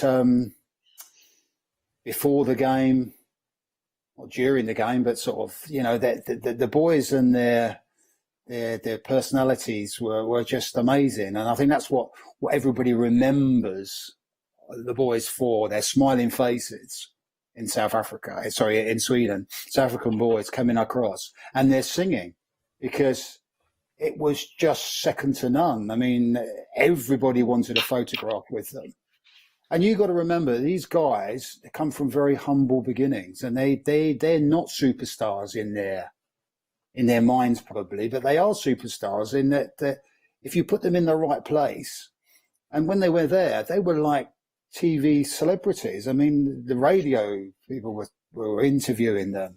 All of a sudden, there's a Swedish girls team that all want their photographs with them. It was amazing. They were a breath of fresh air to everybody. There was never going to be a problem with them, because I know all the families, I know them. And just remember, I'm a policeman. I've dealt with sort of a lot of black kids in London, and I know how hectic their lifestyles can be. It can be hard for them. But I just fell in love with the way they are. They it's really different. did, and they never let me down. They never ever let me down. They give it. When he's coming, you got to do another song for the for the cameras, or great kids, discipline, unbelievable the discipline, and a lot of that comes down to obviously their coaches and the respect in their coaches, and all these things that we've spoken about. Sport brings so much to them. And Jens, before I let you go, George, I mean, those are two guys we can maybe touch on. I think that's really, really important is, you are in the UK, and Jens is obviously, busy covering every single event that happens on planet Earth everywhere all the time. He's just, it's incredible that Jens has covered so much. I still look at his resume and I just think, how have you fitted that much into a lifetime this short? But those two coaches, I mean, let's talk a little bit about Dumisa and Rasta and the special relationship you have with them. And because I don't think it should be underestimated, the work that they've done, is we're all sports people. It's about a team. It really doesn't matter. It's not about one person and I get the most attention. And that can happen with egos. We all have egos. We want to be appreciated. But I don't think it should be understated what these two gentlemen have, because they do it every day. They are the father figures for these guys. Talk to me about Rasta and Dumisa and your opinion of these guys, because I only got to meet them short term, and it was an absolute honor to see them, how they operate. And you look at how the boys look at these guys. There isn't with some people there's fear. They treated us as the camera crew at the beginning with a bit of fear, and they kept it at arm's length. But there's a respect that transcends, I think, probably is erring on love. And I don't want to speak for the young men, but there's a level of respect that reaches love and admiration. And I look at how these boys, you observe them carefully, and they absolutely love these coaches. And you can't fake that feeling. I think when you are reliable to people who have nothing, and as you said, their moms are single moms, their lives are brutal. They are exposed to the elements and live in the most brutal conditions on earth. But with these guys, they feel safe, I think. You look at how much they love these guys. Rasta and Dumisa for you and that relationship? Yeah, very important. Very important. I wouldn't think there was a team there at Gothia that was from a harder sort of background than these boys. And there's no doubt that Demisa and Razda, the two of them, and there's Jeffrey and Azola as well, but those two guys, they've been there from the start. And, there is a respect without a shadow of a doubt, but you're quite right, the father figure. And a lot of coaches, a lot of sporting coaches, whatever they do, they can become that way. They can become so important to the kids' lives. And I would say even more so with these boys, and the girls now. Again, I'm talking boys all the time, but we've got a girls team now. We and the same with them. And we tried to this year. We tried to bring girls coaches, which we were going to bring, and sadly, one of the coaches, Donnie, God love her, she died. Not through COVID, Tragic. but at that time, tragic, yeah. And I know that the boys and the girls were heartbroken because of her involvement in their lives.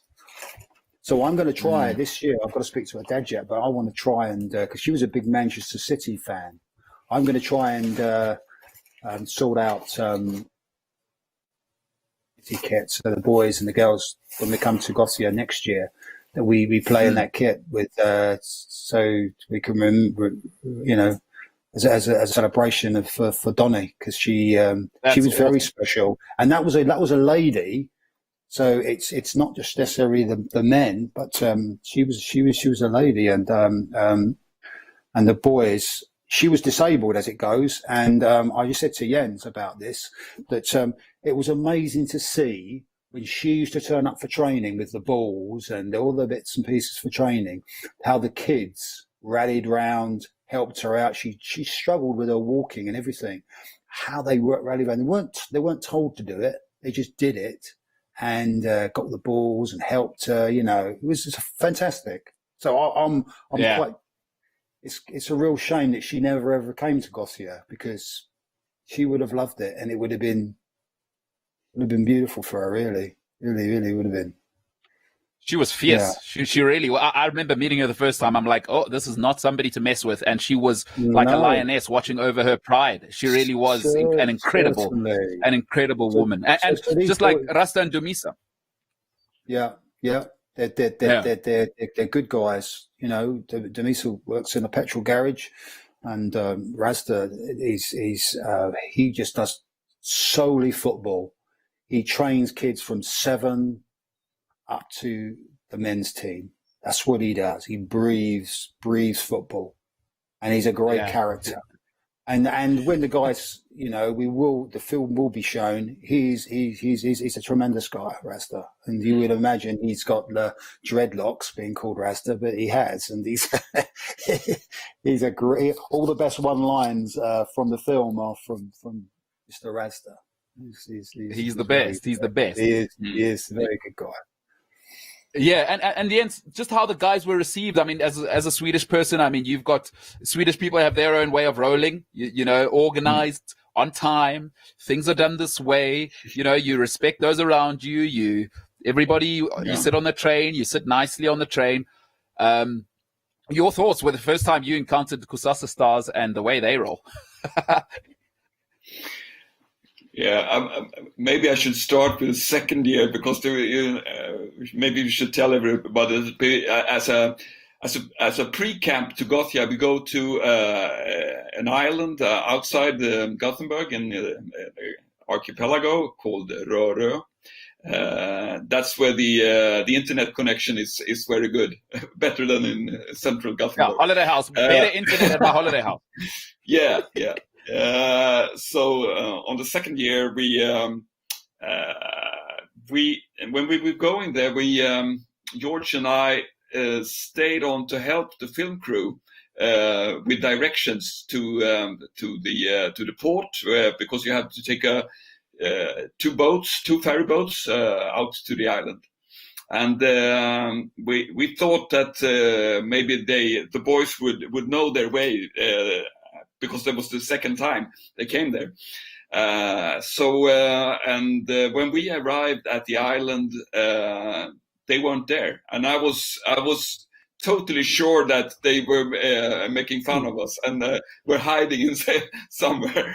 But no, they weren't there. All right, what do we have? We have 25 South African boys lost in the Gothenburg archipelago. So I actually I made a phone call to the captain of the ferry because I had a number.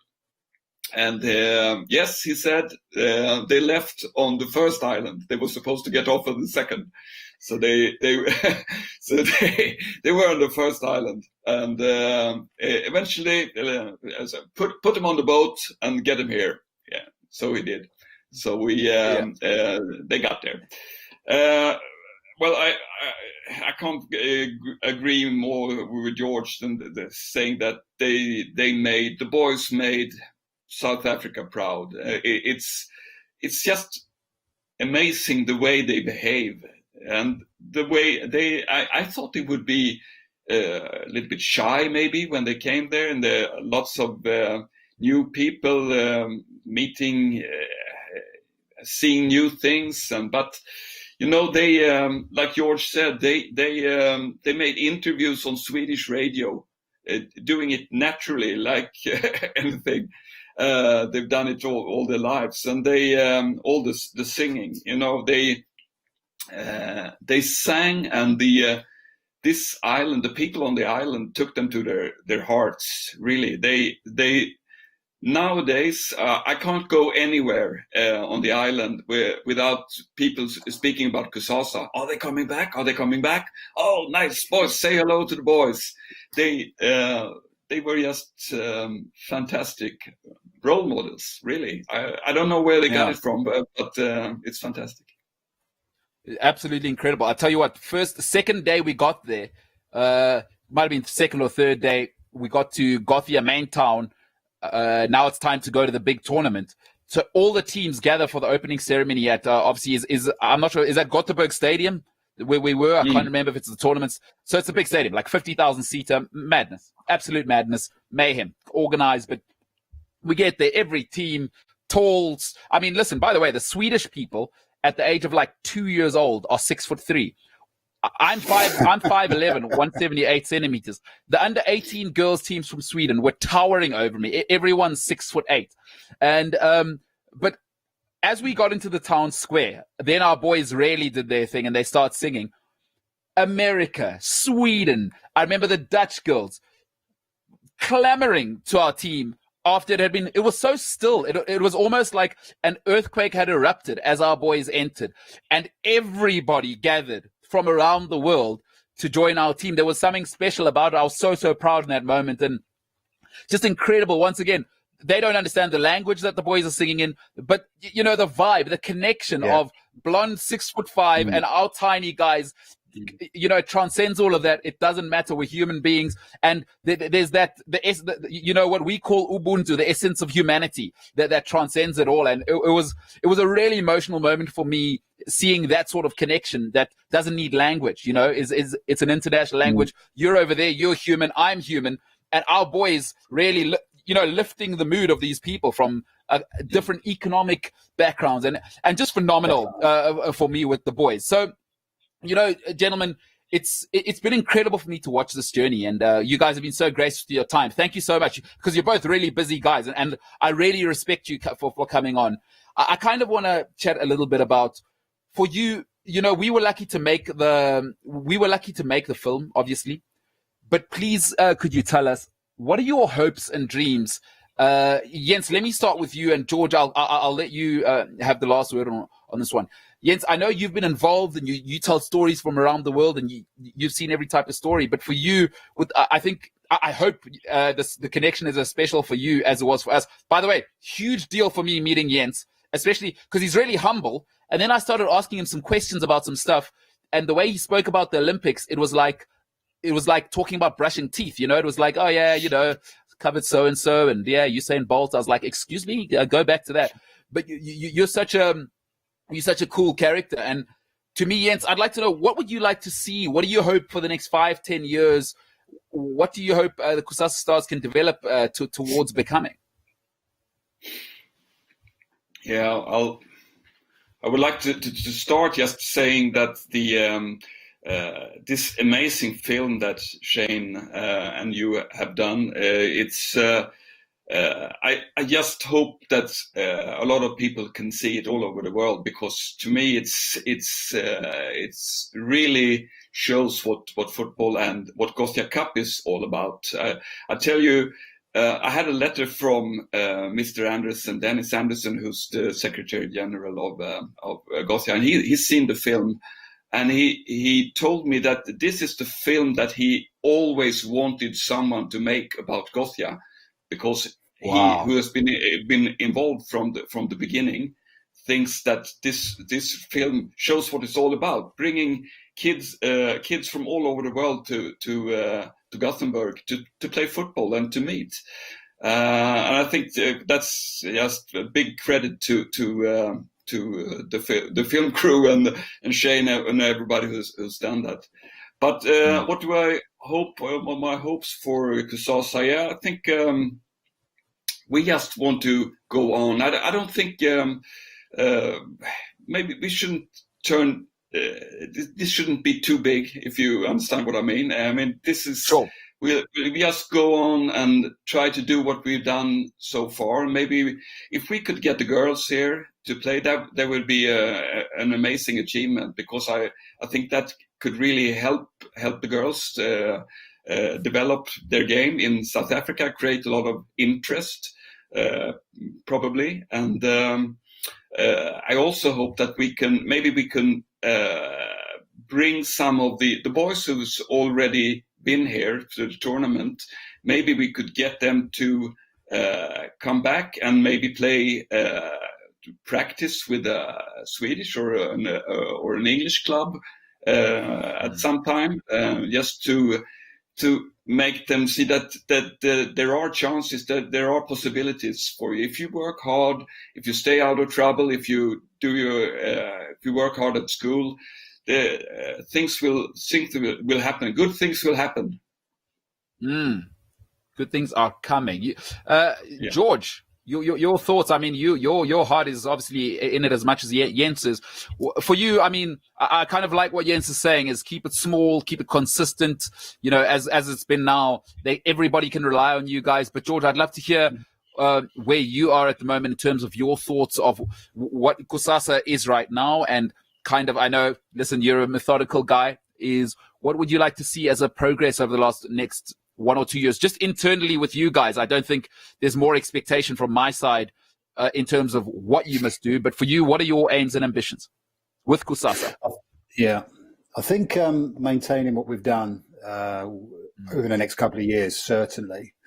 It really comes down to funding a lot of it. We've got everything in place. We've got the personnel. We've got a great bunch of guys that the kids, and that's going to continue. We try to stay with the 11, 12, 13-year-old age group, because we think that's a really good age group to concentrate on. They're not too young and they're not too old. So if you can get into their minds that, this is what there is for you guys. This is what there is out in the world for you. We're not maybe looking for the next Messi, but who knows? We might find one. But the most important thing is that we continue to give them something to aim for. And as I said to you, the carrot and the stick. It's a very you try and give them something and say, look, you do this, guys. This is your reward at the end of the season. So if you do well at school, this is what you're going to do. Now, once they finish and they're out when they become 13, we want to continue with keeping an eye on them and sort of maintaining some sort of a path for them. So we've got things in place. So we're trying to sort out, for kids to be able to go to America on a soccer scholarship, something like that would be amazing. And as Jens says, we'd like to bring kids that are still at a top level of their football, we'll give them the opportunity to bring them across, because you never know. You just never know. But these kids are not just footballers. As I say, we've got some great kids. I mean, one of the kids in the film, Kier, he was in that little clip that you showed, and he said, what do you want to be when you grow up? I want to be a solicitor, and I want to help the people of Grundal. It's amazing. That can be achieved. Yeah, that can be achieved. I know that's a young kid, but why not? Why not? Yeah. Why can't he be? So we need to keep with that. We need to keep with what these kids aspire to be, and say that nothing's impossible, guys. Nothing's impossible. You just got to work hard. You got to maintain, your discipline, and not get involved in all the things that kids can get involved in at that age. Just say, from my background, I've seen so many kids in terrible situations, and you think you've got no chance here unless you've got somebody who's going to take you out of this. And it's a hard life for these kids. Yeah. You know what I love about the situation personally is, I've always said, I have a mom who worked in the space, in the geopolitical space, in terms of, and she always said to me, be careful of, and most people do this, because we're people, we like to act on instinct, is there's more bad help than good help. And which is why I like what you and Jens are saying, is keep it small, keep it consistent. And the worst thing in the world is to help people for your vanity's sake, and then you disappear once you've got the buzz disappears of I'm a good person.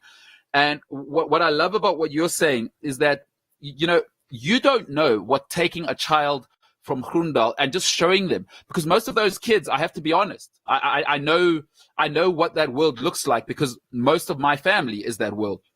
They have no idea what Cape Town looks like. Forget about an organized transport system in Gothenburg. I mean, you saw how fascinated the guys were with trains. Like, to them, this was unreal. And to them, the train's not late. There's these little things for them to see, these things, for them to see lawyers, to see solicitors, to see football coaches, to see women playing football. There's a full spectrum that you're giving these kids. And children don't need us. Sometimes we impose it on adults, and I'd love to know what you think, is we impose our limitations on them, is you put them out there, you expose them to things for long enough. They generally learn on their own, and they figure it out their own way, and often do it better than us.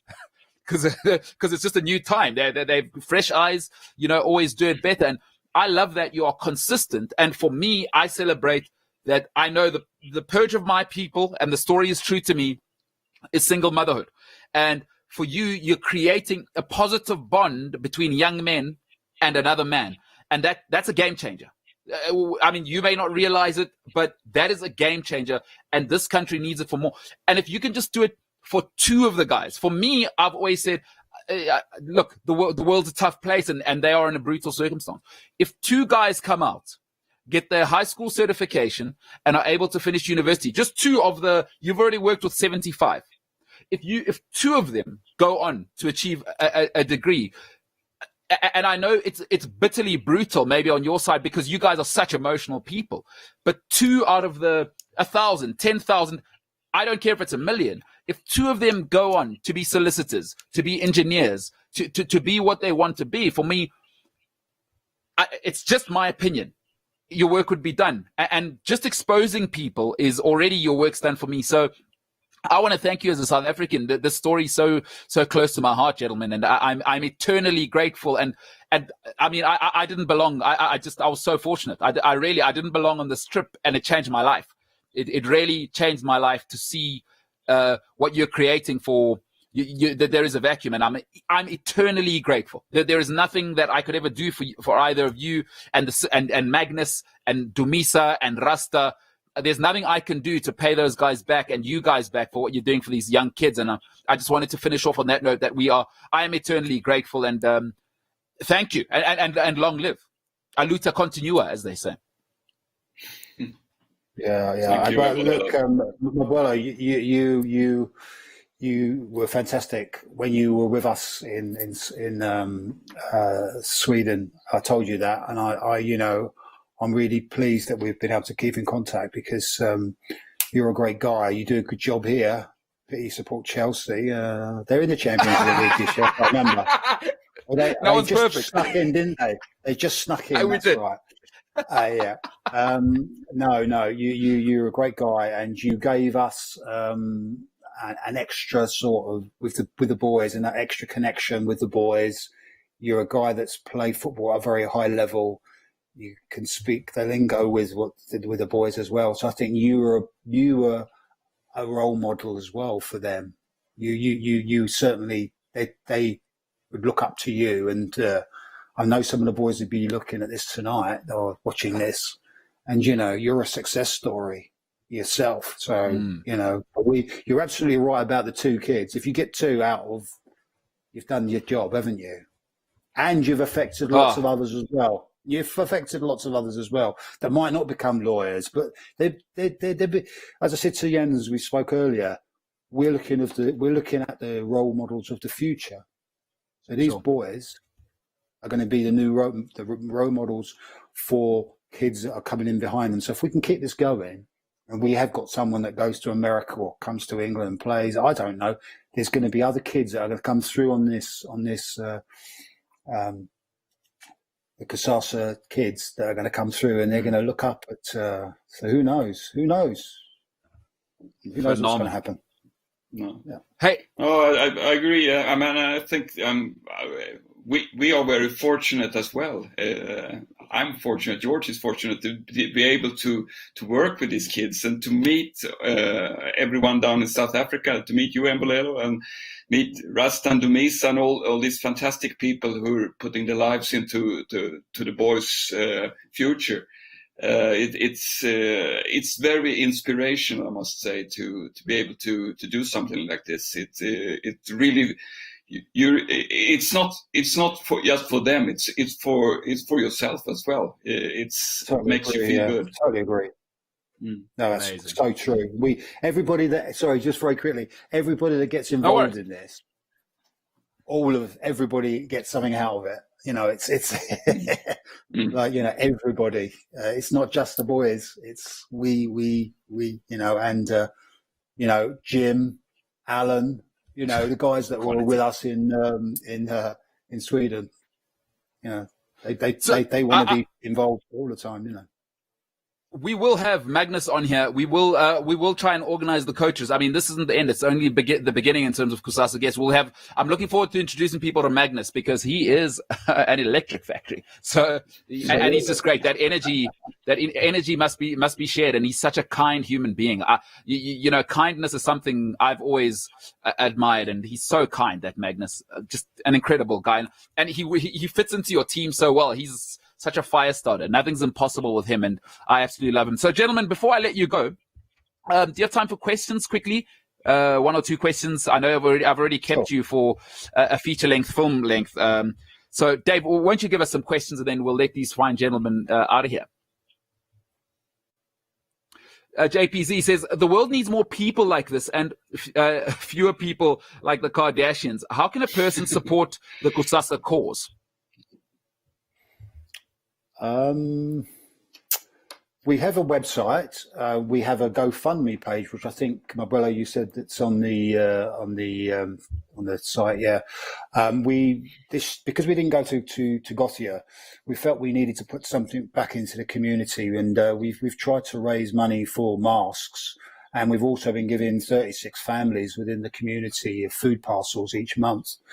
So we haven't.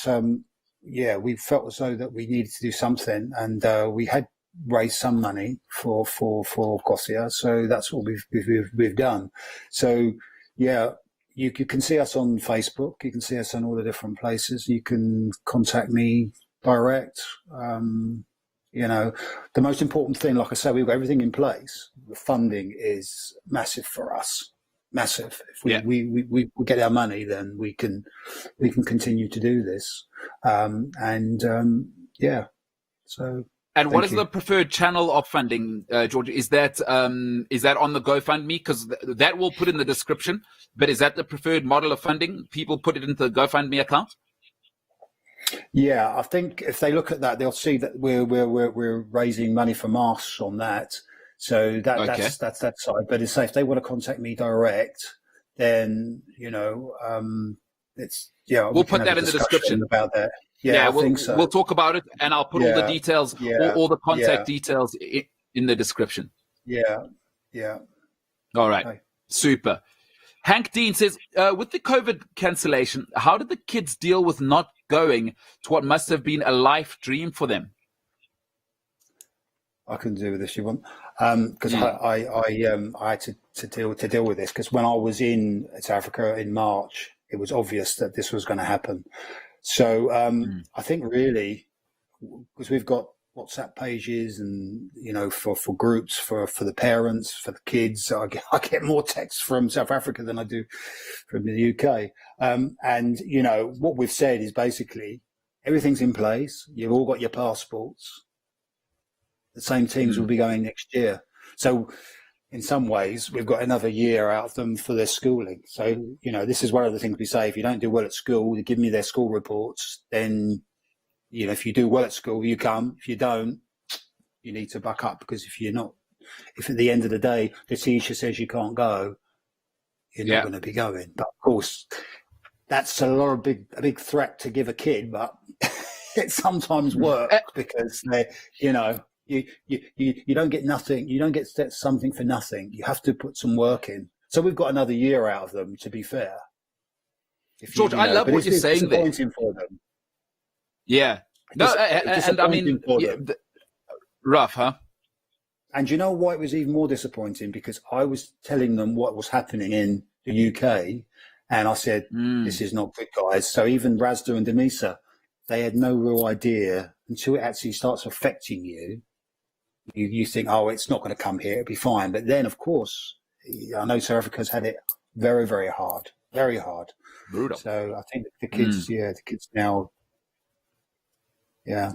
So, but once again, you've done something great there. And we all try and help in people. But what tends to happen, and what I like about what you're saying is, when people come with their own intentions, and this is the bad help I'm talking about, and you've said something brilliant there, is you don't lower your expectations just because people are poor. And that is the way to truly help people, is just because you're poor, it doesn't mean you must do badly at school, because no, the standard is you do well at school.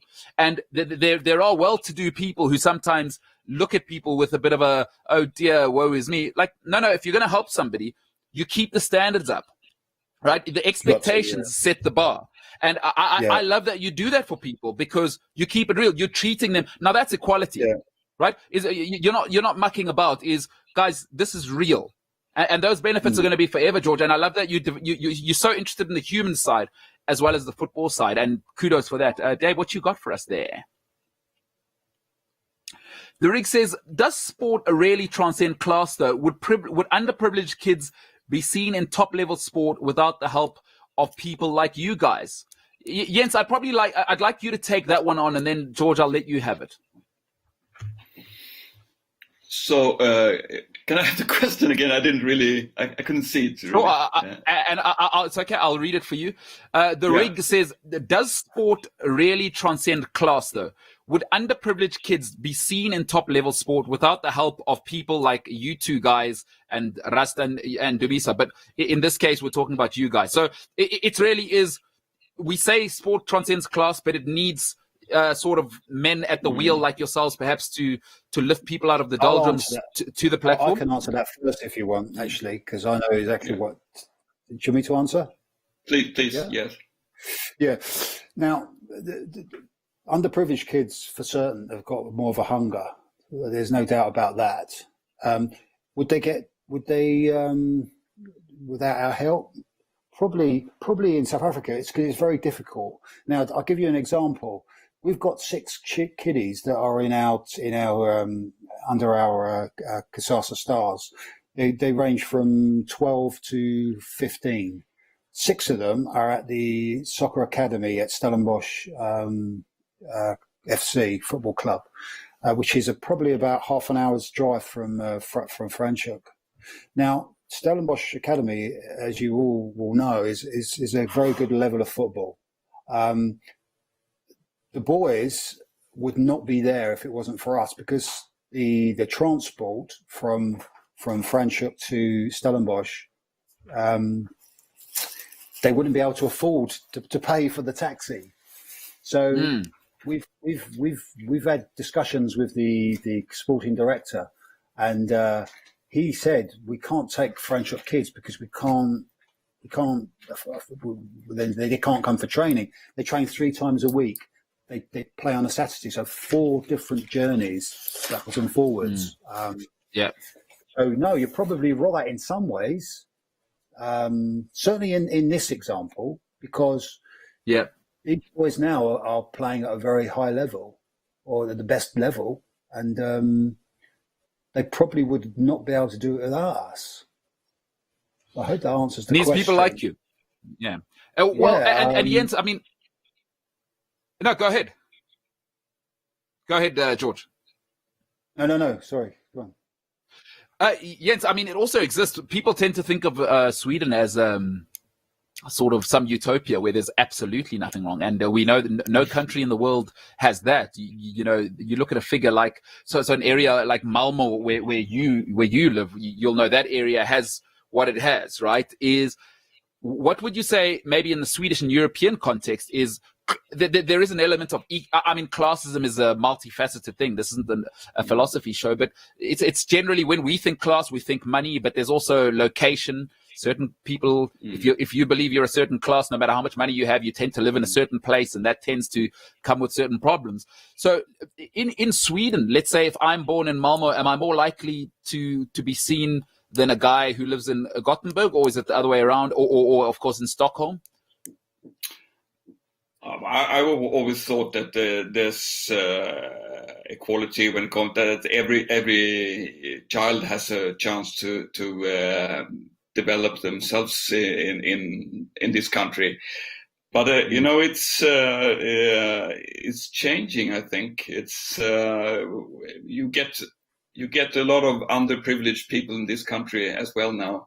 There's a huge gap when it comes to income and where people live, and I really think that sports has a big part to play, as we were touching on earlier on. It's really important to let sports play its role in a society when it comes to this. It's because it really can change, get a kid out from the streets, even in this country, if he sets his eye on a goal. This is something I want to achieve in the future. But again, you have to let them have a chance to develop. That's very important. Hey, Zlatan Ibrahimovic, read in his book, guy says he didn't eat for 1 week. He remembers not eating for 1 week in his life. Right. Empty fridge. So Zlatan's rule is the fridge must never be empty, because he remembers going sometimes a full week, no food in the fridge. That's living in Sweden. So, you know, what you're saying is a really interesting thing is, and for some people never play sport as well. I think people try and approach that privilege question in a very funny way. And as somebody who has played sport personally, so I'll tell you from a playing front, you guys are more people that care for people on the outside. Personally, I wish we could recreate sports dressing rooms around the world, because everywhere I've been in my country, I would be considered middle class. I got to mix with poor people that have never seen a toilet inside a home, and I would never have met those people and learned how somebody like that lives versus them learning how I live as well. And there's no choice there, by the way, is, you know, life often forces you to be with people who we all work with at least one person we don't like. You know, they may have a different religious belief. They may believe something different about women, blah, blah, blah. Hey, get on with it.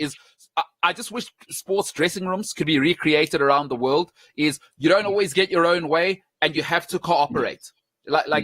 And I don't care if you're poor or rich. Is if you don't do your role as the left back, right? I don't care the rich right kid or the guy on the right wing who's rich. It doesn't matter. Everybody in here, we're all here for one thing, and it's certainly an equalizer within that.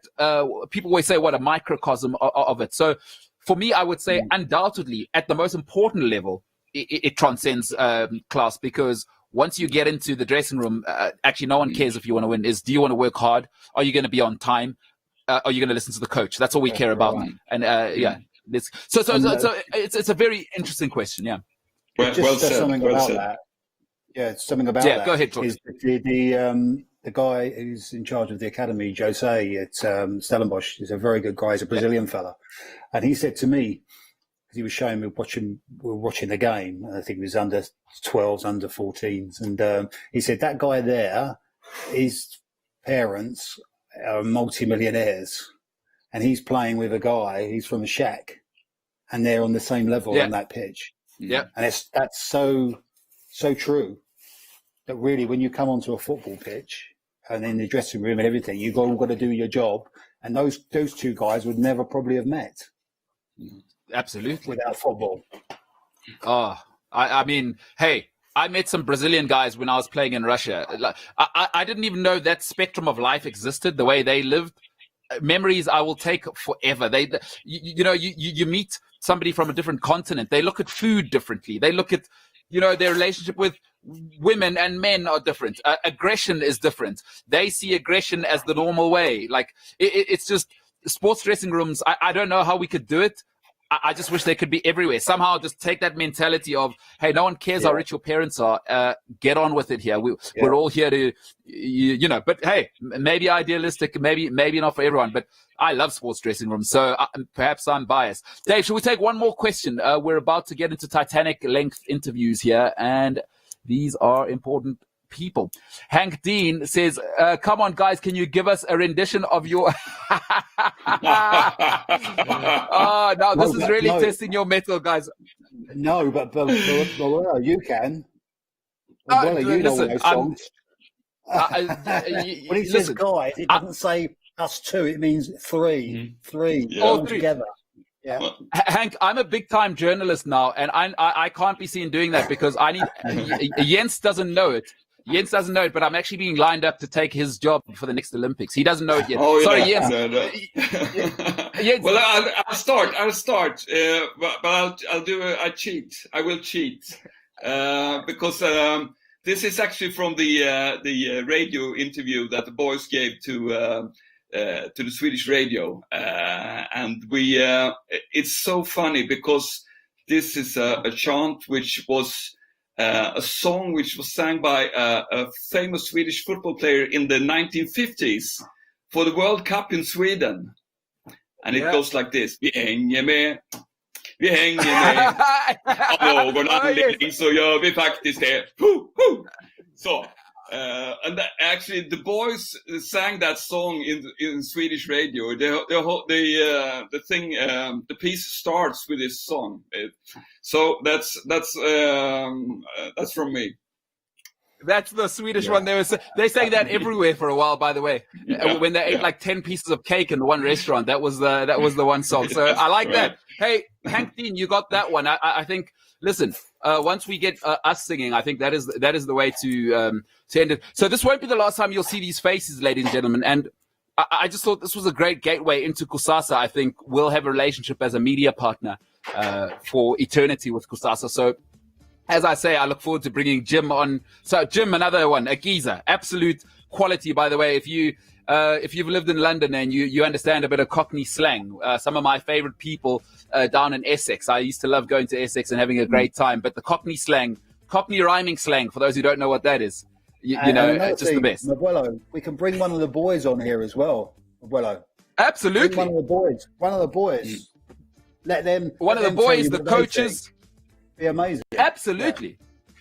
Yeah, I think we've got some ideas, George. We'll definitely chat. I think as a media partner of Kusasa Stars, this won't be the last time you will see or you'll hear the term Kusasa Stars. So, Jens, I know you're a family man. George, you're a family man. You've given up 2 hours of your time. I guess the easy thing is to say I'm honored, but truly you changed my life by meeting you. And really, without you, there isn't a film to make. And I say you, I speak of Kusasa Stars, I speak of everybody. So if you consider yourself part of Kusasa Stars, I'm thanking you, but these are the gentlemen that are with me. So Jens, for your openness and kindness towards me, your humility, it really teaches me life lessons that no matter your accomplishments, you can be humble. And George, to you, with your background and, incredible kindness, just the way you conduct yourself for the kids, selflessness, to both of you, to to Kusasa Stars as a whole, I'm eternally grateful. And this content, the honor of having you guys on, it's just unbelievable. I'm in really, really esteemed company. And thank you, gentlemen, from the bottom of my heart, from the Republic of South Africa to both of you. It's been a pleasure. It's been a pleasure. It has been a pleasure indeed. Ladies and gentlemen, a different ballgame. That a touching story. I thought we'd bring you something different.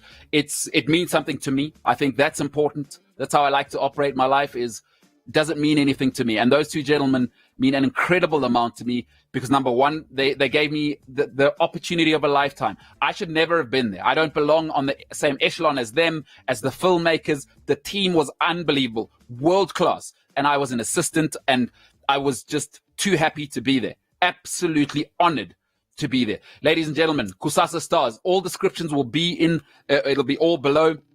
Please go and check out Kusasa Stars on every single platform. I just cannot wait to keep supporting this team. And I am honored to say I am a Kusasa Star #1 fan. Cannot wait to be rocking the merchandise. Ladies and gentlemen, it's been another great week. You could have been anywhere doing anything with anyone else tonight. You chose to be with me. You chose to be with CliffCentral. You chose to be with Big Shot Media. Once again, for this week, we wrap up. It has been a different ballgame.